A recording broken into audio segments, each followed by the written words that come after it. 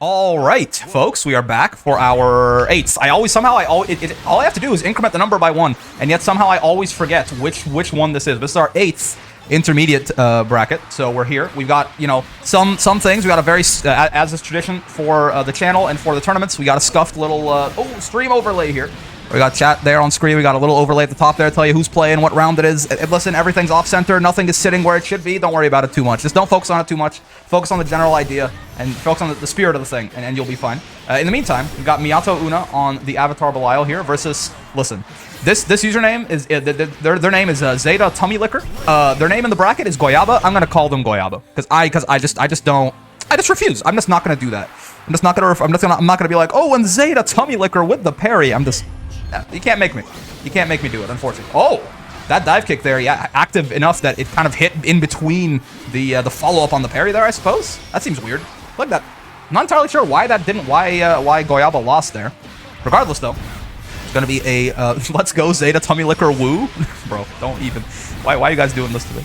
But yeah, we've got a big combo starter in the corner now coming for Avatar Belial. Nice empty jump throw to bait the parry there. Oh my god, and that could have been horrible, but the far H is going to beat the U skill clean there. Avatar does have a really, really nice far H, for sure, right? His normals are quite good, and far H is like, ooh, maybe king among them. This should hurt a lot, though. Yep. That is the thing, though, right? Is he does have a lot of... Bro, stop. Can people stop saying Zeta Tummy Licker in chat? You know what? Zeta Tummy Licker takes that first game. Solid stuff. Great U skill usage. Taking out Mr. Bottom 1 Avatar Belial here. Listen, people can't argue with me. I'm not going to sugarcoat it moment. That's right. People can't argue with me about Avatar Belial being bottom 1 anymore. I talked to Autonomous. I ran a first attempt with Autonomous. I think he's like the #1 ranked Avatar, at least as far as gems on the leaderboard, right? And his sign-off for everyone at the end of the first attempt was drop this character and play regular Belial. Okay? So if like the guy who's put like almost more time into him than anybody else in this version of the video game, right? Like if he's got to tell people to drop the character, then I think I'm justified in saying that he sucks. On the bright side, though, I was going to say on the bright side, he does do a lot of damage. Oh, but Zeta Tummy Licker, without the 75 meter, he could not follow up into the double U skill, but I think you're dead anyway. Oh my god, you are. Once again, the Zeta U skills there are going to do incredibly huge damage, and it's Avatar Belial, right? He doesn't want people to learn Abel Tech if everyone played him. Abel top 1, yeah, so true. Okay, well, I mean, it's game point here now. I'm just gonna call them Zeta Tummy Licker, I suppose. You think he's, you know, I'm just, that's weird that got auto-modded blue, but it's fine. But yeah, it is game point now for Zeta Tummy Licker here. Let's see what Miyato can do. Oh, the dive kick's gonna avoid the U skill, but not gonna get a punish on it, unfortunately. Dive kick a bit too steep of an angle there, or actually a bit too, I guess, well, the up shallow of an angle, I suppose. All right. Big DP combos mid-screen. Honestly, Avatar overlay not updated, literally unwatchable. What are you talking about? The game hasn't ended.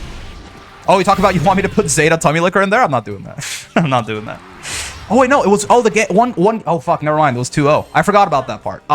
Okay. I'm gonna get used to this overlay thing. But regardless, again, really solid U skill usage there from Zeta Tummy Licker. Right, it's gonna take that game for them 2-0. Solid stuff. But yeah, I forgot to update the overlay. My bad. Listen, yeah, scuffed gaming. It's how it goes on this stream. Regardless, we'll talk. I'm Brick not watching the game. I was too busy thinking about what to call them, Goyaba or goddamn Zeta Tummy Licker. But yeah, we'll move on now in the bracket. All right, and here we are for our next match here. And we've got a Seox versus a Vasaraga. The Seox in question, of course, Archer, the winner of last week's tournament. So definitely looking to possibly maintain his crown here. We haven't had anybody quite as dominant as Fuselet in the open bracket here in the intermediate. Oh, you've had a couple of repeat winners for sure. I think so. Archer's won twice. I think Tyrant has won twice, maybe 3 times. AJR's won once, but it's definitely been a little bit more democratic than Fuselet winning like 5 weeks in a row. So let's see if Archer can start a little bit of a streak. I don't think anyone's ever won twice in a row either. Is the big thing. So let's see if Archer can start up a streak here on the Seox. Twice, but in grands 4 times. Yeah, very consistent placing for sure. Regardless, though, Archer getting off to a very good start on the Seox here. I mean, it's going to be, I have to imagine, like obviously, you know, Vasaraga, he's one of these very volatile, very swinging characters, right? If he's got you in the corner and he's got Soulforge up and he's, like, bullying you, then things can get really bad. But, like, this exact situation that Shino found themselves in, right? Vasaraga with no Soulforge in the corner against Seox. like you just die. Sure, like you just can't. He can't mash on anything. He's got no reversal. He's got no bitches. He's got nothing. Right? Like this has got to just be like one of the most. Like this guy. Oh, but you always have back throw in the corner, and Vasaraga's back throw. What a back throw it is, indeed. It's basically his best mash option, right? On pressure there. Works out. Ooh, plus on block. Overhead kick, though. You got to hold that. You got to, if you can try to react, right? But for Vasaraga, too, if he wants to stand up in close L, that's going to be a 7-frame normal. So it's actually even harder for him to hit. Yeah, to hit Seox out of that is even harder for Vasaraga than normal because his button is so goddamn slow, right? So just blocking that, just taking it might not be a bad idea. I guess theoretically, I don't know if Voss could, like, how fast? Anyone know this? Oh my god, Q tackle. Here it comes. This is going to be big damage. It's not going to be death. It's going to be big damage. Yep. Ooh. Doesn't get Soul Forge back up, but the 6-6H is gonna clean that one up. Such a good dash normal for Voss, man. Just like it covers, like, I think it's minus on block a lot of the times, right? All the times, to be fair. I don't think you can space it out for it to be plus or anything, but it's just so huge that it'll oftentimes leave Vasaraga in a position where he can interact with you and you can't interact with him, right? And if it hits, he gets like a massive combo a lot of the times. If it counter hits, say goodbye to your entire goddamn life, man. Regardless, though.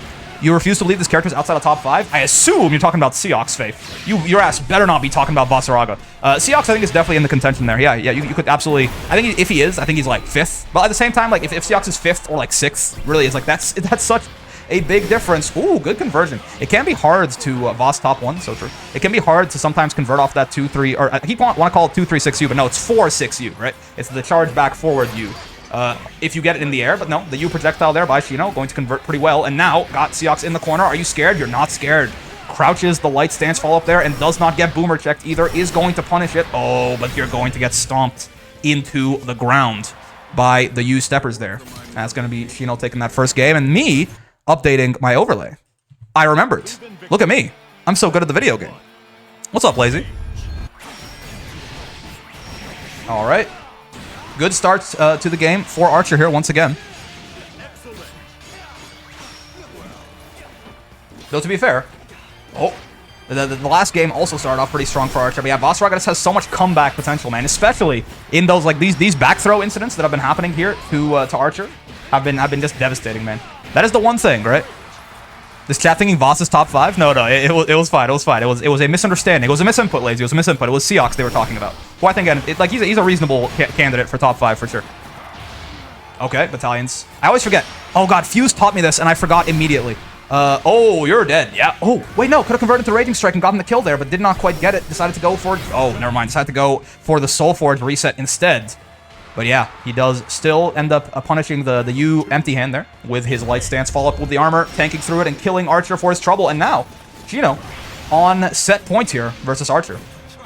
We got a lot of the very consistent, like, strong, high-placing players in this bracket are already in the loser side. Let's see if Archer will join them here. Shino is definitely on his way to send him there. Plus on block on that overhead kick, though, is the big thing. Even if I think he tried maybe for a back throw there or something, but you can't, you simply cannot be mashing on Seox after you block that overhead kick there. It's not a good idea. You kind of have to block it sometimes, I think, as Vasaraga. It's hard for you to, like, reasonably mash out of it. It's doable. There's still enough of a gap there. But your buttons are so slow, so you have to be careful. But he's just getting plus on block to death in this round, man. Like, it's just plus on block, plus on block, plus on block. And he just can't, he didn't find an opportunity to steal his turn back. And he's kind of died to the corner there. He tried to mash once, he got counter hit for it, and he dies. Also, I was going to say, oh, nice use of the U stance follow-up there. Infinite armor on that follow-up, even without Soul Forge up. So a great option into the empty hand. Regardless, though, I was going to say, Fuselet taught me this. Oh, it's a combo. Yep. If he fully charges that H guard crush, it is going to be a full combo. If you get hit by that, you have to Brave counter. I don't think Archer was aware of this, and he's going to pay with his life for it. 7 golden letters coming out from Shino there. A perfect to answer the perfect to take that 2-0 over Archer. God damn. You got to know about that. My guess is probably, I wonder if Archer was aware of that, right? Again, if Vasaraga gets that fully charged H guard crush out of the stance and you're in the corner, he is plus enough to convert into a full combo, right? You hyped him up too much? I just said he won. I just said he won the last time, which is very true. He's very true. But regardless, Shino looking scary on this Vasaraga as they move on here. And we have more Fuselet children coming in. And we're going to be moving on now in the bracket. But that was great stuff from both players. Archer, I mean, that's when you have Archer, Tyrant, Cal, and Raha, I think are all in loser side, which are just like, you know, consistently, like, that's like the top 4 of the tournament, like, pretty often. So we'll see how it goes here. All right, here we are back with our next match on loser side. And goddamn round start football tackle. coming out from Pipe there on the 2B. We've got Minagi on the... Ooh, Minagi on the Vera. Guard Crush, Hammer. Gonna lead in some nonsense there. Oh, and the DP gets baited, and another 2 close H's in a row. It's gonna be a pretty nice combo starter here from Pipe. All right, ow, ow, ow. Not the, again, for that being a counter hit close heavy, 2B was never like a super high damage character, right? With her running out of resources a lot more now too after the patch, it definitely has gotten a little bit worse in that sense too. But still, you know, it makes sense that she... Oh, no. But that is definitely... She can convert her combos pretty easily from a lot of different places, and she's still going to take that round nice and easy there. God damn. Okay, fair enough. It makes sense. What I was going to say is 2B not doing a whole lot of damage makes sense, considering how easy it is for her to win neutral and, like, put you in a pressure situation, right? You don't want... You kind of want to balance it out. It's either be, like, difficult for a character to get the reward, and the reward should be high, or it should be easy, and the reward should be, like, you know, average, medium. That's kind of where 2B is rocking. Regardless. Oh. First round goes over to Pipe there. Let's see what Minagi can do. I think, like, my instinct feels like this might be a little bit different, or a little bit difficult, rather, for Vera. Just because I feel like she's kind of one of these, you know, she's like, well, I was gonna call her a Shoto. She's like a weird, she's a little bit more of an offensive bent to that, for sure. But the point is, she kind of likes to use her normals to, like, bully her way in and things like that. And I thought this was gonna be not very reasonable to do versus 2B. There's a couple of good neutral skip options regardless, though. Like, you know, the Stun Dipper RC, is like to call it, the U skill there, the ultimate Scarlet Oath, right? That's a full screen low, basically. Like, she shouldn't be, like, that helpless here. But it's not going so well right now. Ooh, Install's not going to get punished because it does recover pretty quickly, but the DP is going to get smacked out of the second hit there by that gigantic normal from Pipe to take that first game. Incredibly solid stuff there from them. Vera is weird? Yeah, Vera, she has a lot of things. She has a lot of different things. Or he tried to AA with SBA. Yep. On the bright side, again, her install recovers very quickly, so they didn't really feel too much pain there for getting anti-air. But oh god, okay, 2H starter. Once again, though, it's 2B, so yeah, you're not looking at the most damage in the world necessarily, right? Gonna fight their way out there. Oh, but gets counter hit on the way in. These people are swinging, man. All right. Oh. That is -1? You know, okay, so that's -1, but interesting thing here is 2B, one of the characters in the game, with a 6-frame light, right? She has no 5-frame light. So that being -1 there is actually, in a lot of cases, going to be totally okay for Vera to just bully her. And there's the 5U. We get the command grab, we get the install, we get the balls punished by empty jump throw. Those U balls from 2B right there are incredibly, like, they're super unsafe. They can be punished on reaction, on startup by a lot of the cast. You definitely got to be careful throwing that out. Ooh, which times the Stun Dipper RC into a counter hit. And that is going to be, yeah, blue balls indeed. That is going to be Pipe taking that game and putting themselves on set points here. Let's see. Minagi looking pretty good in that round, right? But they gotta figure something out fast here. Oh my god, that was an interesting little cross-up hit there. But yeah, they gotta figure something out quick here. This is loser's side of the bracket, so if they lose this match, they're gonna be sent straight out of it. They've been doing great though so far, I'd say. Oh. Okay. Oh, good. 6-6M. Counter hit. Hard knockdown. Okay. Back to mid-screen now. Pipe still looking pretty okay. Got most of their health. You know, no brave points spent or anything. Oh, but getting that spot dodge from the cable. Ooh, that could have been maybe a bigger punish there from Minagi. Oh, and they get their DP baited. Aerial started for that. It's not. Yeah, it's going to be a lot less bad because they kind of smacked them out of the air instead of waiting for them to land there. So it's not the worst thing in the world. Fights right out of the corner once again. Scarlet Oath going to be +2 on block, but they're going to leave a gap in their pressure. Pipe's going to mash on it, and this should be death. I'd be surprised if it wasn't. Oh yeah, it will be. Pipe is gonna finish that one off there to take it 2-0 over Minagi. Solid stuff from both of the players there. But yeah, you know, just a couple of those. I feel like one of the big things there was just like mashing is a thing that you got to be like very careful about. Like you got to be very careful to structure your pressure around beating that, right? Otherwise, it gets to be pretty oppressive. But it was 2-0, but those were close rounds for sure, right? There were a lot of like near misses there where Minagi maybe could have possibly taken it. Unfortunately, though, that is going to be them sent out of bracket, and for Pipe, fortunately for them, they're going to be moving on. And we will, in fact, probably head on to our next match in loser's side here. All right, and here we are with our next match on loser's side of the bracket here. We've got Exelion on the Narmaya versus Fede on the Belial here. And Exelion actually, I believe, has only they made S+ today, so they're definitely they're seeing some growth, they're seeing some improvement. I've definitely been seeing it in the few stream sets that we've seen week over week from them, right? So it's good to see that sort of converting into some ranked progress there. You'll love to see it. Oh, gets their DP baited by Fede, though. Fede, a fellow S+. No, not a pushover by any means necessary. Oh, and it's Modius to the mid-screen there. A little bit of lag to get some time to think about what you've done. Oh, another DP bait, though. Twice in a row there, one from each player, but that one's going to count a lot more because Fede did not have the health to eat that punish, as Exelion is going to take that first round. Hoth says get crap. I don't see any crabs. That's right. Yeah, dude is he is not beating the Belial main allegations. He keeps telling me, no, I'm not a Belial main. I'm a Lucilius main, but I don't see a Lucilius when it's in bracket. When it's in tournament. Somehow this Belial keeps coming out, man. I don't know. Kind of suspicious. So we are in top 8. Yeah, if you are winners round 4 or losers round 5, you are in top 8. Stop playing your matches. Everything's gonna be on stream. Okay, owie. Raging Strike conversions here. Okay. Oh, not good. Yeah, you can't get 2 Raging Strikes in the same combo. The second one is not going to launch nearly as high. It's going to be plus on block from Avatar there. And he baits the DP and or Brave counter possibly out. No, it wouldn't have baited. I think that would only have worked on a DP. And this combo is optimized to hell and back. What the hell? I think Exelion's dead. That was... I thought that combo was going to end... Oh my god. Intermediate combo? Question mark? That combo was optimal as hell, dude. Holy crap.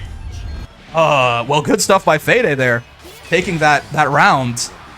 What 0 BP? It was a 1 BP for most of the combo until the SSBA. That was a lot of damage. Well, there's so much damage for real? Yeah, it's crazy. Anyways, I gotta recover. So Exelion, now 1-1. Now let's see what Exelion can do here. They got their DP baited and they died for it. It happens. It's kind of, it is kind of the risk reward with DPs is definitely weighted out of your favor. It's just that, it's a nice way to kind of ignore your opponent's pressure if you'd like. Oh my god, nice. Guard button check. Not even going to get a chance to play the guard button check. He's just going to get crossed up in the middle of him throwing out his projectile.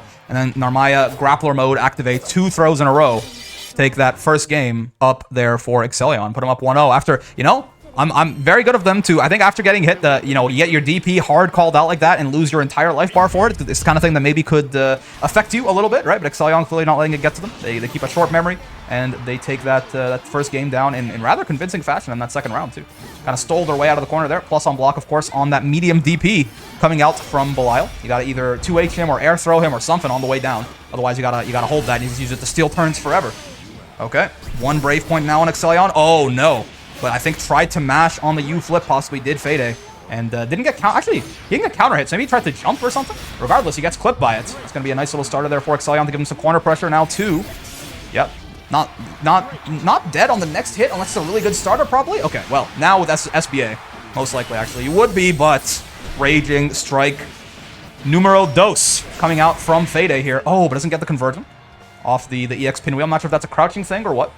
Oh, maybe the two of them kind of waiting out some. Oh god, I couldn't tell if the two of them were even waiting out some lag there or something. But regardless, at the end there, when they do charge forward, Fede gets the 6XL there and takes that round. Fine. Exelion now DPing out of the pressure, not phased by the one time their DP got baited into their entire life bar. I see.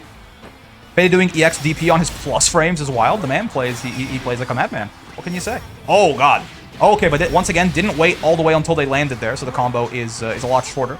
A little bit early on the punish. Off crouch, Belial 236H links into 5L, 5H. He has to dash to connect the 5L mid-screen. Oh, okay, I see. So it's just like it's a little bit of a tighter connection there. I thought that was a crouch, yeah. So I figured that would connect, but regardless, we're back in the mid-screen now. Ooh, gets clipped by the end of that pinwheel there. Fede not going to react in time to hit confirm that though, and now. Still nobody with a huge advantage. Definite slight screen advantage to Exelion here, but no, now they are back in mid-screen. Same Brave points, same HP. I mean, a meter advantage for Fede for sure. They can kind of one button confirm something into SSBA and go from there, but they're going to get punished out of the stomp into that throw once again that robbed them in the last game. They got to do something here. Oh, Raging Strike's not going to reach. Not going to get punished for it, though. Not quite going to punish it in time and just runs up and does another one. What the heck? Just ran up and did another Raging. The first Raging Strike missed. Just runs up and does a second one because why the hell not, I suppose, as Fede taking that second game there. Fede's the new AJR. Why is every Belial? I mean, it's because the character's got so much mental stack of his own normally, Suddenly Raging Strike becomes a lot harder of an option to react to, I suppose, but regardless, I mean, it's working out really well for Fede there. Both of his round wins coming off of Raging Strike there, essentially. Okay, and there is going to be the nice conversion off the heavy pinwheel that time, coming out for Fede. And now a very strong start to this game. There's Belial's 6XL. Absolutely ridiculous 6XL button there. Gonna be another corner starter here. Goes for the 2M reset, possibly, or maybe drop something because a little bit of a stutter there. You know, it's a little international, for sure. Exelion, I believe, is North American, and Fede, of course, rocking it over there in Europe, in Italy, is my understanding. So, we got a little bit of sweater weather going on, for sure, but it's just, you know, it's the way of the tournament. It's the way of the wilds. He's got to deal with it. Oh, my God, and it took, like, when Belial's walking at you from that far, that's like a 40-frame startup on that command grab, but, like, you know, sometimes you just don't see it coming. Like, I'm not, like, no disrespect to Exelion at all there. It's just sometimes you just don't see that shit coming, man. You don't expect Belial to do that. And by the time your brain realizes what's happening, you're already in the animation. It hurts. Regardless, though, Fede now on set point. Okay, counter hit 6XL. Gonna be a nice little conversion there in the mid-screen. The H is Modius. Gets back thrown into the corner for his trouble, though, now. And now suddenly, this round looking pretty advantageous for Exelion, is what I would say. If they didn't just get, and you saw right there, they used the UDP, right? The 2M, the meaty 2M from Fede there would have beaten HDP from Narmaya because in the Kagura stance, in the offensive stance there, it loses to lows and another back throw incident, so they had to do the UDP to actually beat out the low, but it looks like it's all going to be for nothing as Fede is going to get this conversion in the corner and into SBA. This should kill very easily, very cleanly, not even going to need the cinematic is Fede as he takes that 2-1 over Exelion there. And I believe that is loser side of the bracket, so that's gonna be them sent out of the tournament, unfortunately, for Exelion. But still, is that right? Am I making things up there? No, I'm right. I should probably switch to losers pools on the overlay too, right? But yeah, unfortunate there, but well played stuff by Exelion for sure. Fede just, I mean, he found those clutch conversions in the corner there. I mean, again, that DP, like making that DP punish kill in the first game, I'm like still on that, man. Like that was like 80% off of a. I mean, I guess it makes sense. It's a DP punish. It's, you know, it should be the best starter you possibly have, but still, regardless, well played by Fede there. Moving on with his Belial. All right, and here we are in our next match here on winner's side. This one actually is for top 8 qualification, I believe. Well, I mean, I should probably change that in the overlay, but I'll do that between matches. It's fine. We've got Tiny here on the Ladiva versus Stefon on the Narmaya. This is, you know, in the spectator mode so far, this doesn't look like that awful. It's sometimes though it can be deceiving, right?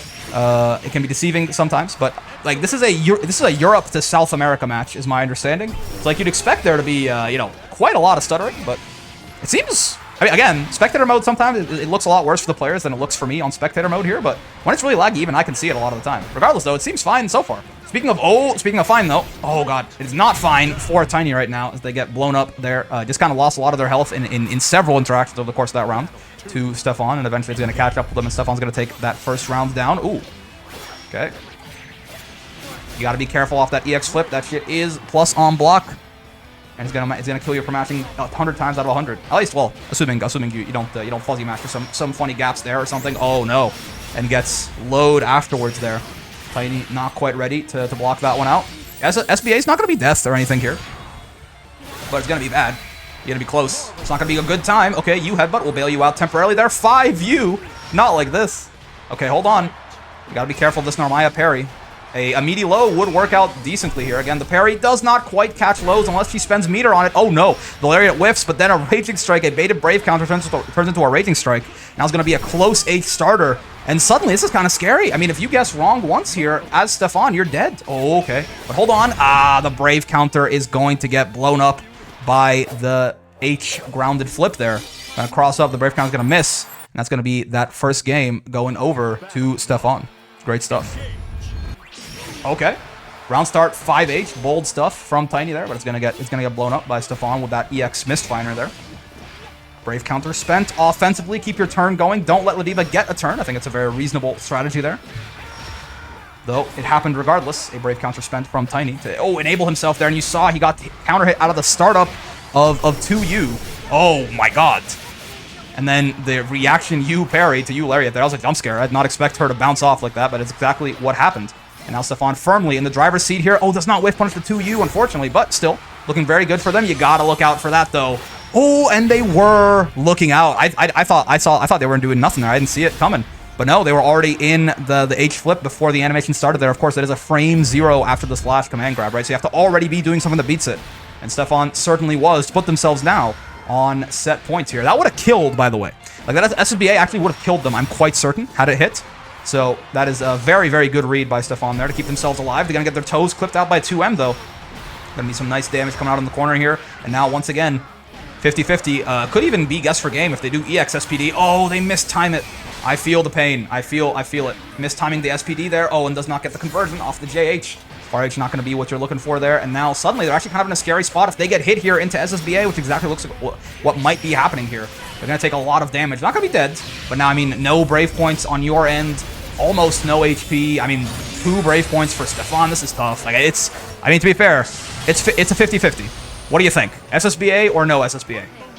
Oh, no SSBA, unfortunately. It would have worked, too. Stefon did walk up button. Fong got a little bit scared, though. Tiny there was blown up for SSBA earlier. Didn't do it, and is going to lose their life as a result. 2-0 there to Stefon. Now, of course, that was winner's side, so you know, Tiny they go down there, they fight it out in losers, but that's gonna be Stefon, I believe, qualifying themselves for top 8 on the winner's side there. So really great stuff on that Narmaya.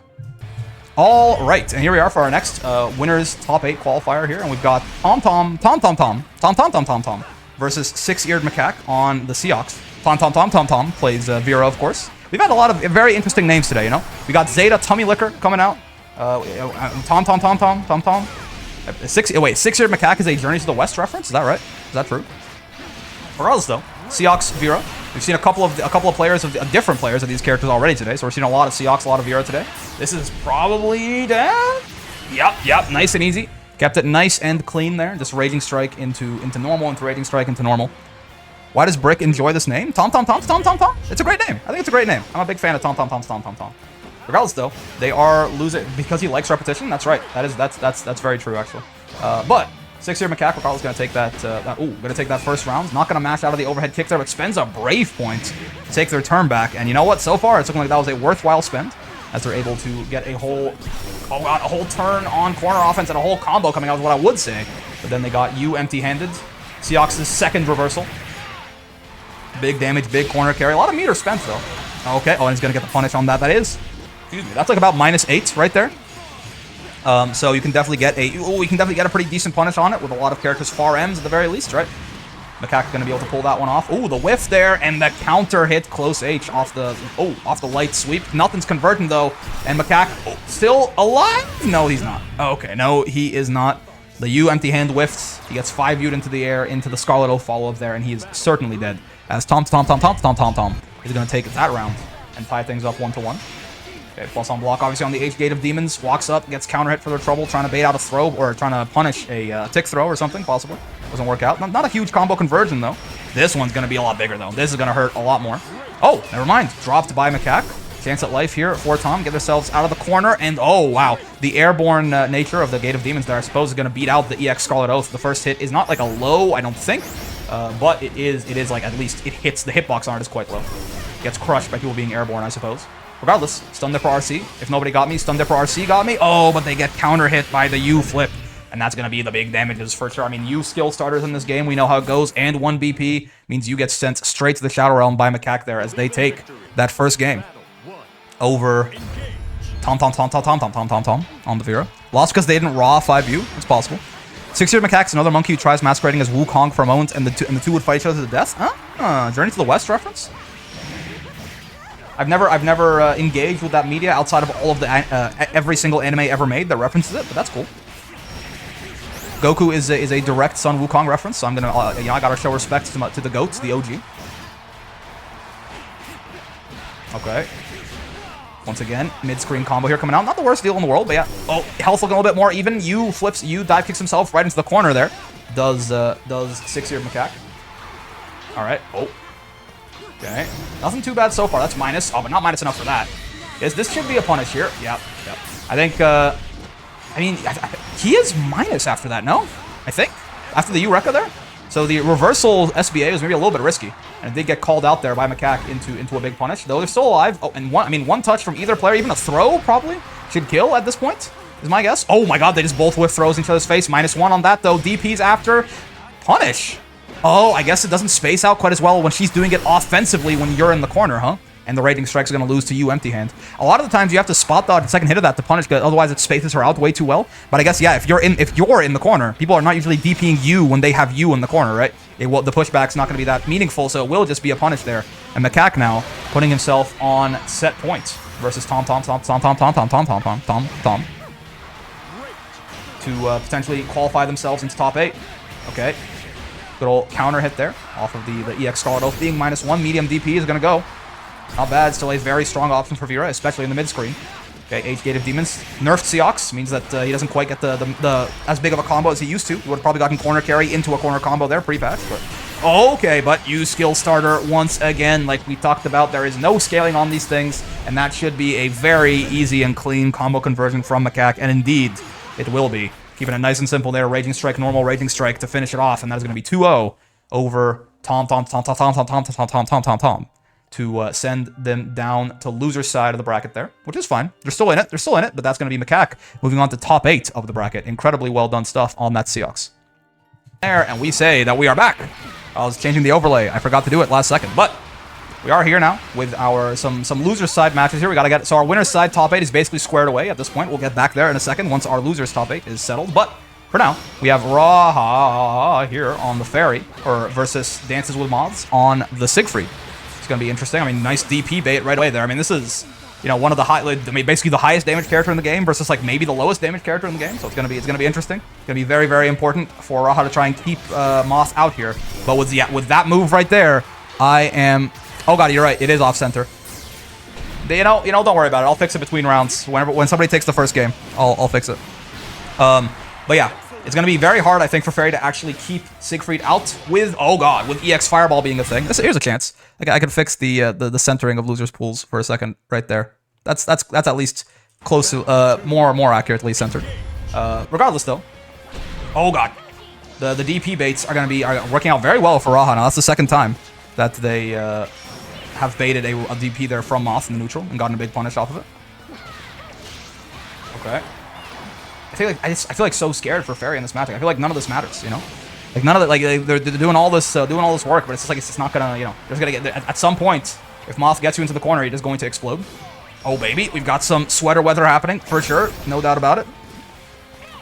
Okay, Koji gonna get rolled, not bad. A good option for sure. Lets you both, you know, avoid it obviously and close distance on Fairy, and you can't really cancel into anything, so you're usually safe. But this with the Dulcim Super, I have so little faith in Fairy's damage. I feel like Siegfried's alive here. Yeah.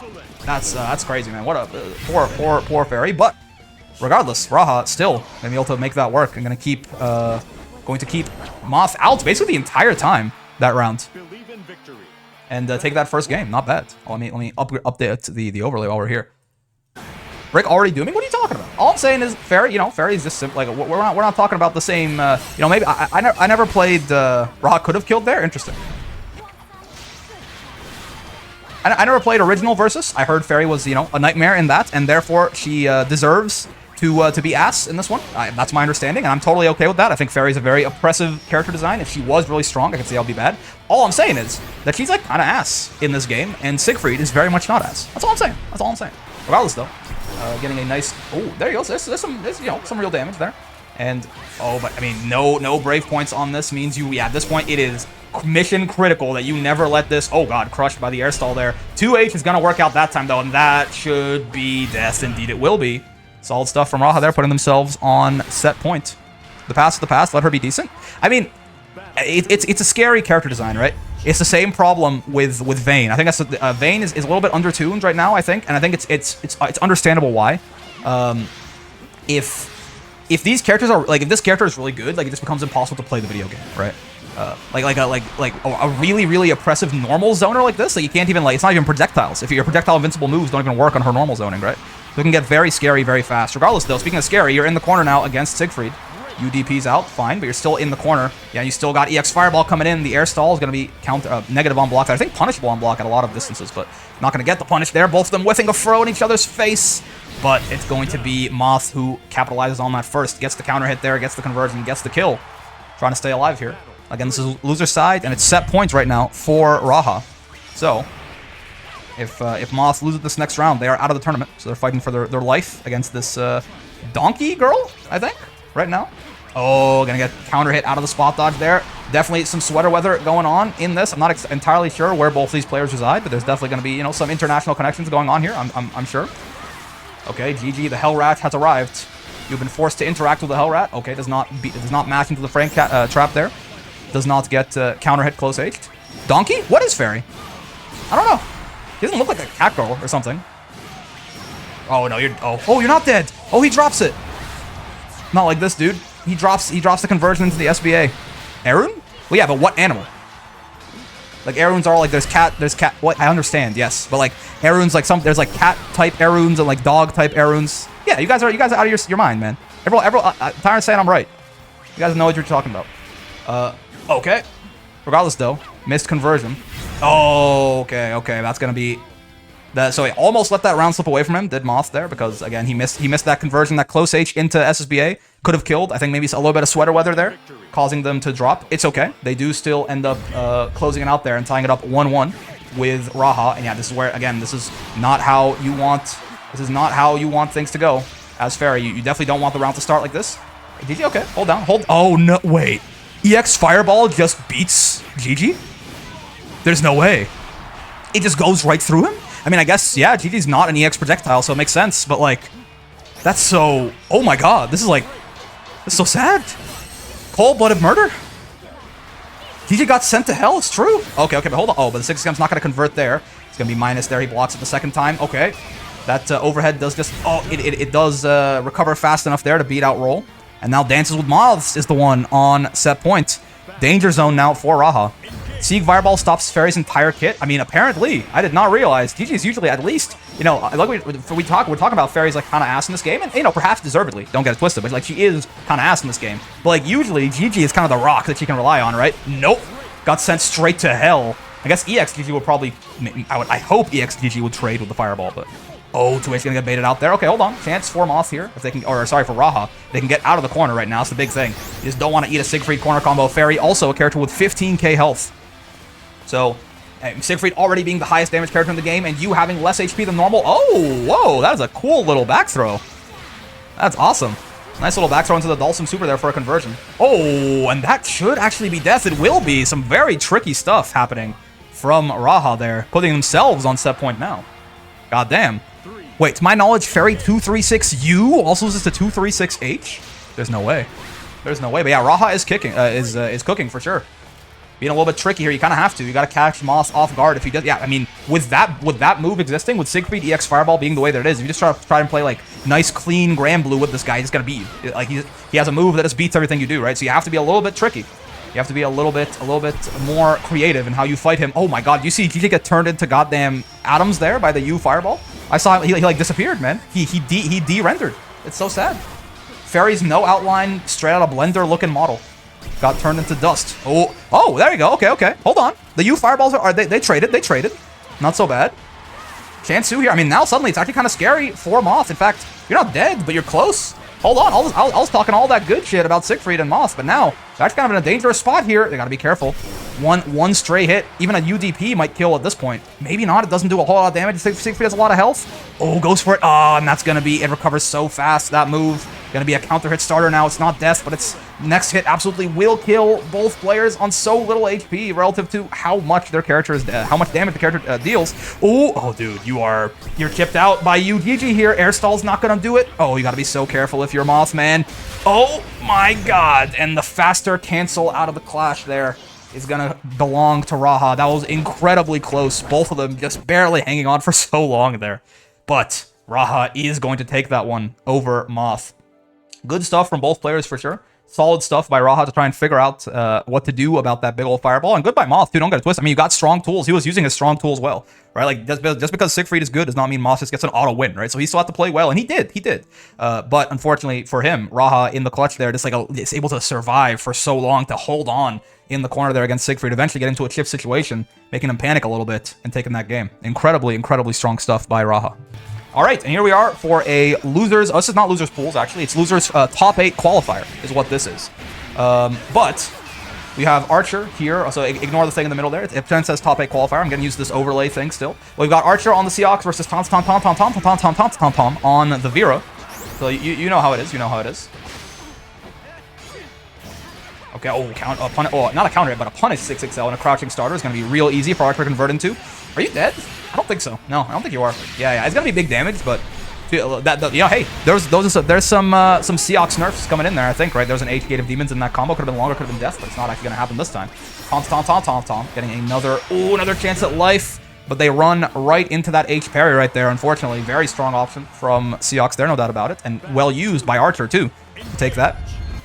Now up 1 round here. Again, we're still rocking best of 3s. We're not even in top 8 yet, but even in top 8, everything until losers finals, winners finals, and grand finals is going to be best of 3. So we are really leaning into that good old Granblue volatility. It makes, you know, sometimes it's just more fun that way. And also, with us having, you know, international players from, you know, we got people in Italy, we got people in Europe, well, Italy's part of Europe, but, you know, we got people in Italy, we got people in other places of Europe, we got South Americans, we got North Americans, we got, like, I think some people in Southeast Asia. Well, I don't think they join anymore, but regardless, the point is, keeping this, you know, reasonable with everyone's schedules is a good time.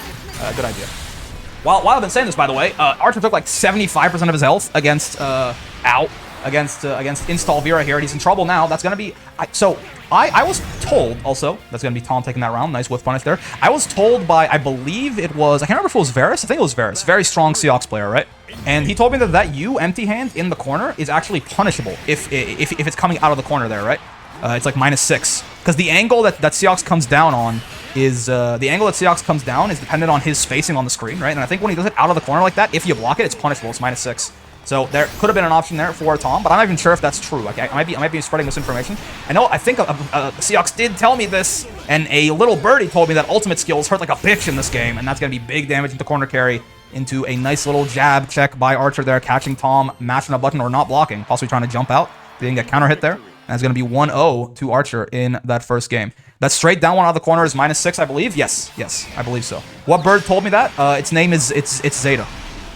Zeta told me that ultimate skills kind of do damage in this game. Okay, but yeah, Archer taking that first game. Let's see what Tom has up to him. Yeah, Varus told me about the minus on block U, the minus on block U thing, for sure. The minus on block U empty hand. Or punishable U empty hand, rather. Oh, okay, sure. Zeta the bird, man. So true. Oh, gets crossed up. Guard button check is not even... I think it probably was just a failure on the guard button check. They didn't get counter hit or anything. Yeah, so we're not blocking. Tried to spot dodge the super there. I think Archer was probably just out of range of the super, so he could have just punished clean, but he didn't know. You gotta be careful sometimes. You don't want to take a risk. Played it safe, and he's still in a good position here. Yep. As he 6-6Ls once more onto TomTom there. And now he's putting himself on set point. Archer, he got sent down to losers relatively early, but I mean, again, this is our winner from last week, so he's going to try and do his best to at least, you know, put up a good fight here in losers bracket, and he's doing a great job on the Seox so far. I believe last time he won, it was also from losers side, actually. Professor Bonk, let me and my S5 main join next time. I'm sorry, Anu, you're too good. I know you're feeling a little bit down on yourself, some of your turn performances recently, but you're too good. You can't join this bracket. Regardless, though. Archer, I think last time when they won last week, they also came from losers' side. So maybe there's something about sending this person down to losers. This kind of gives them a little bit of a Super Saiyan and a Zenkai buff there. You know what I'm talking about? Oh no, gonna be big damage. Now, I mean, nerf damage, post-patch damage, but no brave points on this SBA. I don't think you're dead. It's close. Oh, you are alive. Those are the nerfs. Again, Seox would have killed easily pre-patch there, but the DP is gonna get baited out from Tom there, unfortunately. And that is going to be Archer moving on to top 8 of loser's side there and eliminating Tom from the bracket. Good stuff. Good stuff. I mean, again, Archer, same thing happened last time, man. Archer got sent down to loser's bracket. And then he just went on a rampage from there. So let's see how we can continue this as we go further on in this bracket here. All right, and here we are now in top 8 of loser's side. We've got Collision Course here. Actually, we haven't seen, aka Granblue Dreaming, on this Vasaraga, aka Fuselet's favorite son, possibly. However, we have Archer on the Seox, who we just saw, right? He's been looking very rampant on this little cat boy here. So let's see if Collision can stop him. Collision, of course, if he does get eliminated here, I mean, he already made it to top 8, so that's good. I'm not sure though if this saves him from Fuselet throwing him into a volcano. It has happened a couple of times before.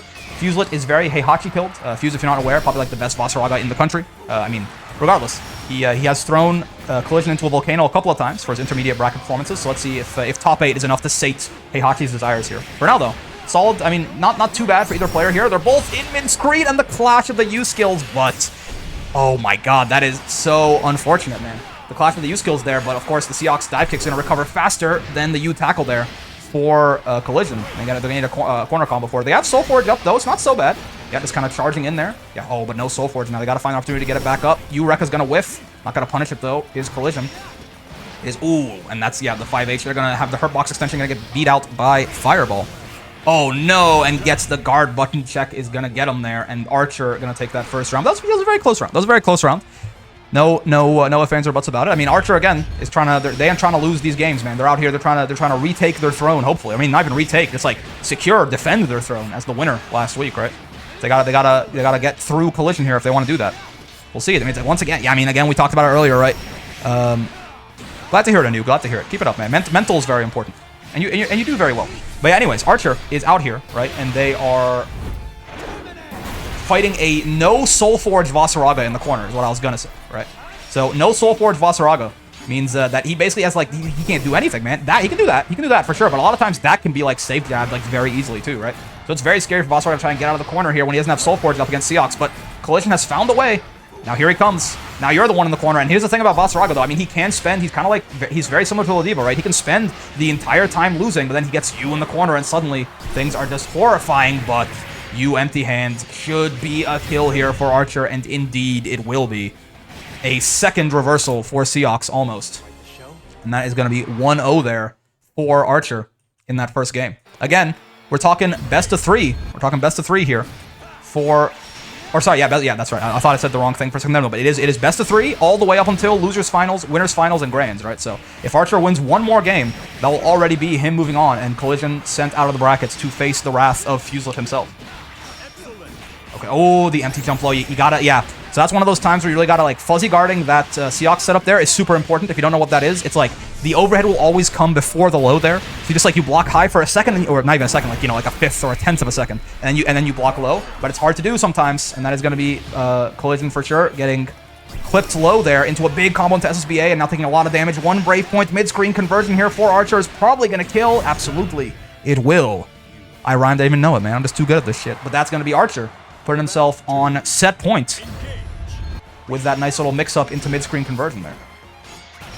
Okay, plus on block. Yeah, you gotta hold that again. This is so, like, that is so hard for, that is so hard for Vasaraga to mash on, right? Because he has a 7-frame close light. Like, if, you know, as Ladiva, you know, I got a 6-frame close light, and it already hurts sometimes. But a 7-frame close light from Vasaraga means it's going to be very hard for him to mash on that overhead kick, and Archer, recognizing this, is using that tool to great effectiveness. Don't take anything away from the player, right? Archer is playing the Seox very well, right? You got to know what tools are strong for your character in general and in the matchup. And he's clearly aware of this and putting it to good use. Though, here you go now, in the corner against Vasaraga. His high damage is a little bit situational, but when Vasaraga does get a good start, he can do a ton of damage. Is it going to be a kill? Yeah, it's not going to be. But now, the next hit on, basically from anything, even a U parry, is probably going to kill Collision here, so got to be very, very careful. SSBA is certainly going to do it too, unfortunately, for Collision there. Just once you were in the stance, there wasn't really much you could do at that point. I think even if he had armored, if he had done like a U move or something, Vasaraga still takes the damage, mind you. So the SSBA there would have just murdered him. And that's exactly what happens as Archer takes him out and moves on in top 8 there. Hopefully, Fuselet will show mercy, and top 8 will be enough to spare his son from the volcano. Say hello, we are back for, this is actually, oh, this is winners top 8. Let me switch that up on you real quick like. There you go, winners top 8, wonderful, update, hello. And we've got Forgiven on the Eustace here versus Stefon on the Ramaya. We saw both of them earlier. Well, actually, no, Forgiven, actually, I think this is the first time, isn't it, winners quarterfinals? Oh, you're right, yeah, that's right. Oh, well, or the overlay will say, technically, top 8 is not incorrect. We got Toki Child versus Subark Child, don't worry about it. If you're not familiar with Discord, it's not gonna make sense to you, but it's okay. But yeah, we have, oh baby. I think this might be the first time that we've, oh no, the Brave counter bait coming out from the U flip there. Again, U flip, we talk about it, I'm gonna say it every single week because some people still don't know this. It is a bit of a gimmick in the sense you can mash on it pretty easily, but it is a very good Brave counter or throw bait, right? Yeah, the Katang special, exactly, the K-Tang special, exactly, right? The close H into the U flip there. K-Tang does that shit to me all the time, and clearly it's disseminating through the Narmaya community there. And Stefon using it to great effect there, taking that first round over Forgiven. This is the first time we've seen Forgiven, at least on stream. So let's see. Eustace, a very rare character here. I believe I think the player base, the player base stats said that like Lunalu was played more than Eustace, I think. So you definitely don't get to see a whole lot of this guy. He's like a zoner, kind of, but then not really. But then he's got some like mix and some up close stuff for sure. He's the closest character to him in my opinion. I mean, they're still quite different. But like him and like Uno, Henri fit like kind of a similar niche where they can kind of do like a whole lot of stuff. If they need to zone, they can zone. If they need to rush down, they can kind of rush down, right? So he's a very versatile sort of boy there, is Eustace. And using all of that versatility to great effectiveness there is Forgiven, taking that that second round down, rather. Ties up 1-1 here in the first game. Okay, sure. Ooh, nice air-to-air, and he's going to get the conversion here, too. The counter hit there going to give him enough time, enough frames where Stefon was just falling there. They can convert very easily. Okay, 6XL, of course. The plus on block, the Granblue, the special. Now you're going to get big conversion in the corner here. Is this going to be SBA? Oh, he does go into SBA. Okay, okay. Wants to take the Brave point away. Wants to... Oh, that did a lot more damage than I thought it would, honestly.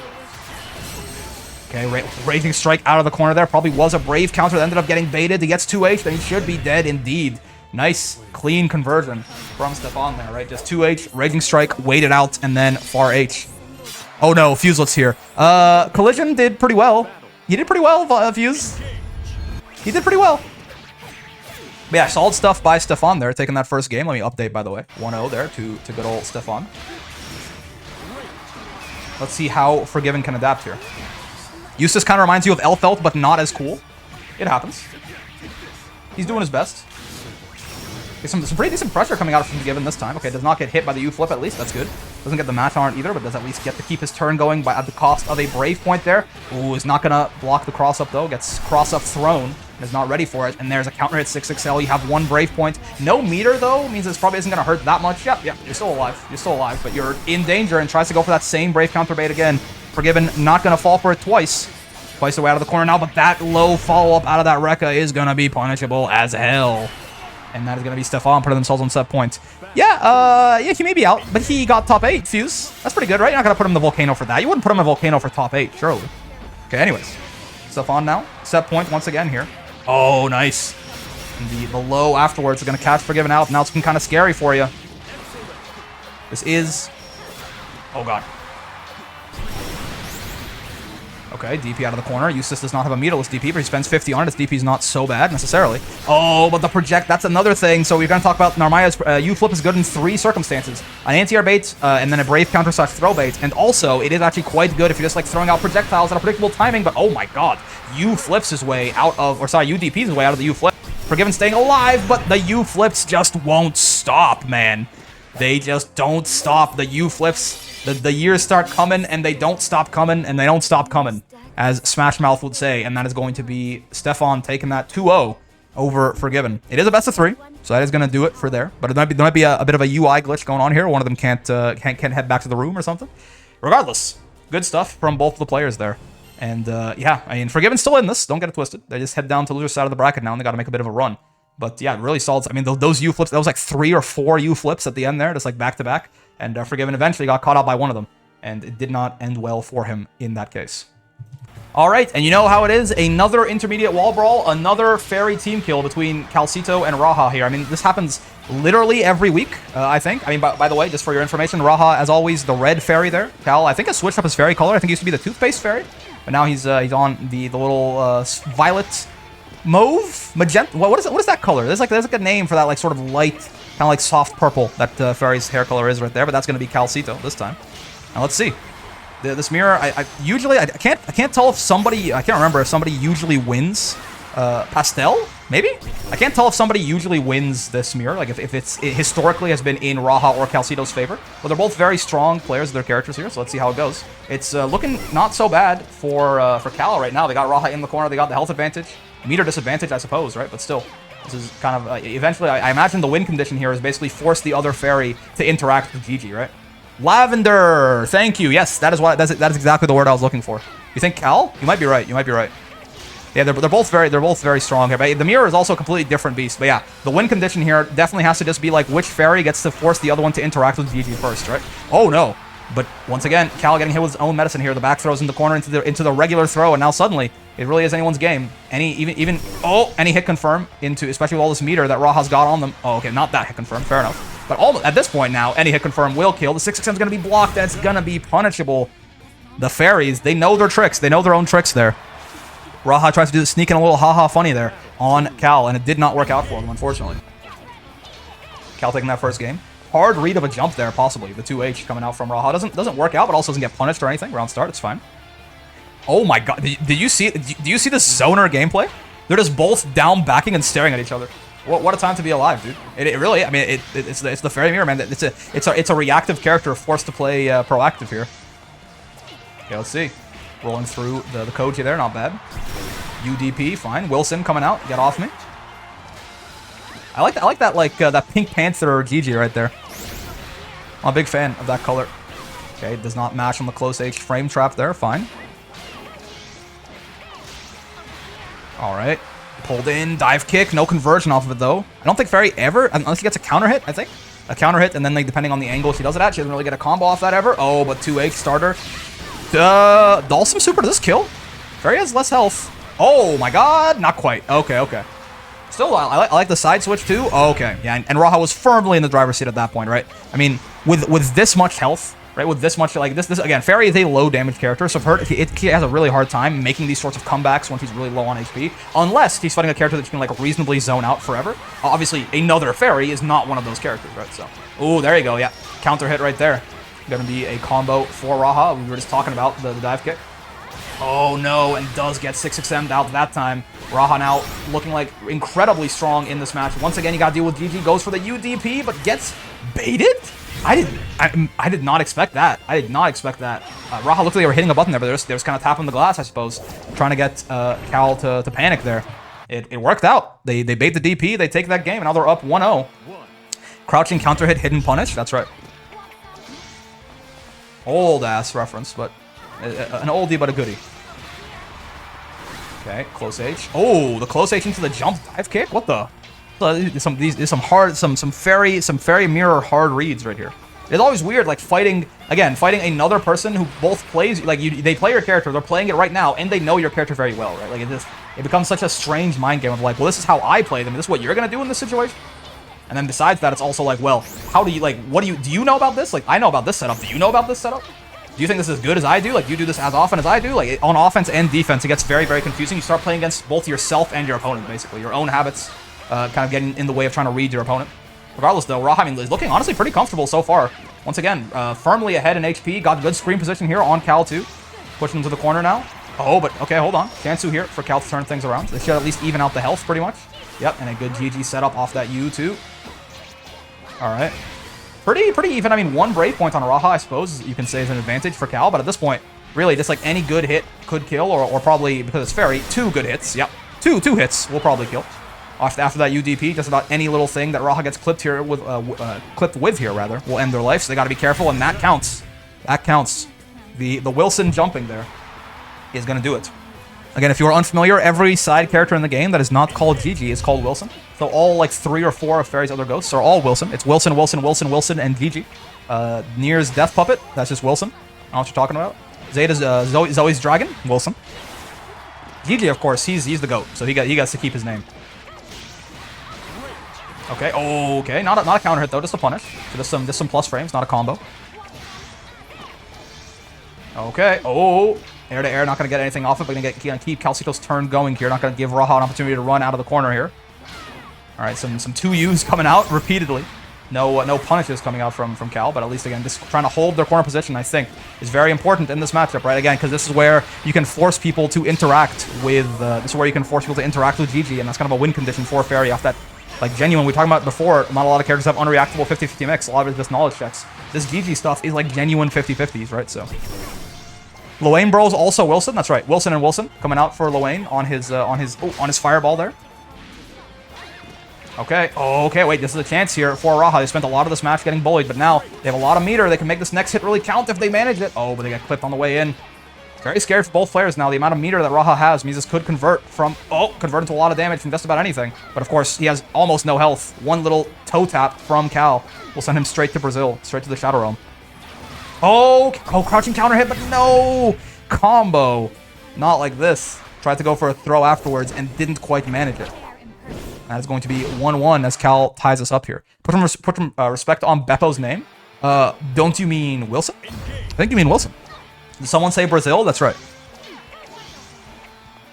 Cal is a Chilean. They send you to Brazil, though. No? I don't know what you're talking about. Well, it sounds like Wilson to me. I meant Beppo? I don't know. Sounds like Wilson. Weird way to spell Wilson, but like I guess I respect your opinion. Oh, Indiana Jones gonna hop over the fire grab there, the fire whip. Little hit grab that Fairy's got. Not a bad use of that tool. I feel like that move is kind of a meme a lot of the time, but apparently it has some uses in the mirror. Fair enough. Oh, okay. No one's gonna really. Again, it's. I feel like it's kind of the problem. The reason you might see that Raha getting away with a lot of these jump-ins is that Fairy's 2H is air blockable, right? And if you do air block it and you're close enough to her, it's actually your turn. So you can see Cal a little bit of hesitancy to actually try and anti-air there sometimes. Obviously, there's a bit of a mind game you can play there. Like her HDP is not air blockable. Oh, there's Wilson coming in for the jump, and GG to finish it off. The Hellcat missile sent from hell to destroy all of Fairy's enemies puts Raha on set point there versus Cal in this again very very sad Fairy team kill. Let's see, Indiana Jones coming in, gets countered out of it. That's kind of why I feel like that move is kind of a meme, right? It's like Fairy, I believe, can't act out of it for quite a long time. You can just kind of like snipe her out, but you know, it has its uses as a sort of sneaky mobility option every now and then, I imagine. Jumping away from GG there again. The best counterplay to GG is to just not play with him at all. Like just like don't force, never be forced to interact with him. Otherwise, it just gets very scary very fast, right? So jumping back, giving up some screen space there is still very very worth it, and Cal seems to agree. Okay, rolling through the Fire Whip grab there. Oh no, counter hit, dive kick, but I suppose not crouching. So no full conversion there that time. All right. Raha in the corner, but still on set point, by the way. And there is the close H counter hit. The delayed meaty there. Oh no, and gets the Raging Strike. I think that was a Brave counter, surely an intended Brave counter, but gets it baited, turns into a Raging Strike. And now Cal very low on HP. Lots of meter on the side of Raha too, of course. Similar sort of story for Cal also. One good hit, well, especially now, one good hit from either of these players will kill UDP. Now got to put him in basically anything kills range, even like a 5M. Yep. And speaking of which, Fairy 5M is air unblockable. So it's going to catch Cal jumping there, and afterwards, GG, of course, going to chain into death. As always, an unfortunate team kill for that to go down like that. But I believe, if I'm correct, I was kind of thinking about it. I feel like maybe Cal usually takes that mirror, like historically in the times that it's happened. So good on Raha there, taking down perhaps a well, I mean, unfortunate for them to take down a fellow Fairy, but perhaps doing well against a former bracket roadblock there. Regardless, it's going to be Cal out of the tournament and Raha moving on in the bracket. Well done to both of the players. I'm going to call him, hello, we're back for winners semis here. I'm going to call this person Zeta. How does that sound? I think that sounds fair.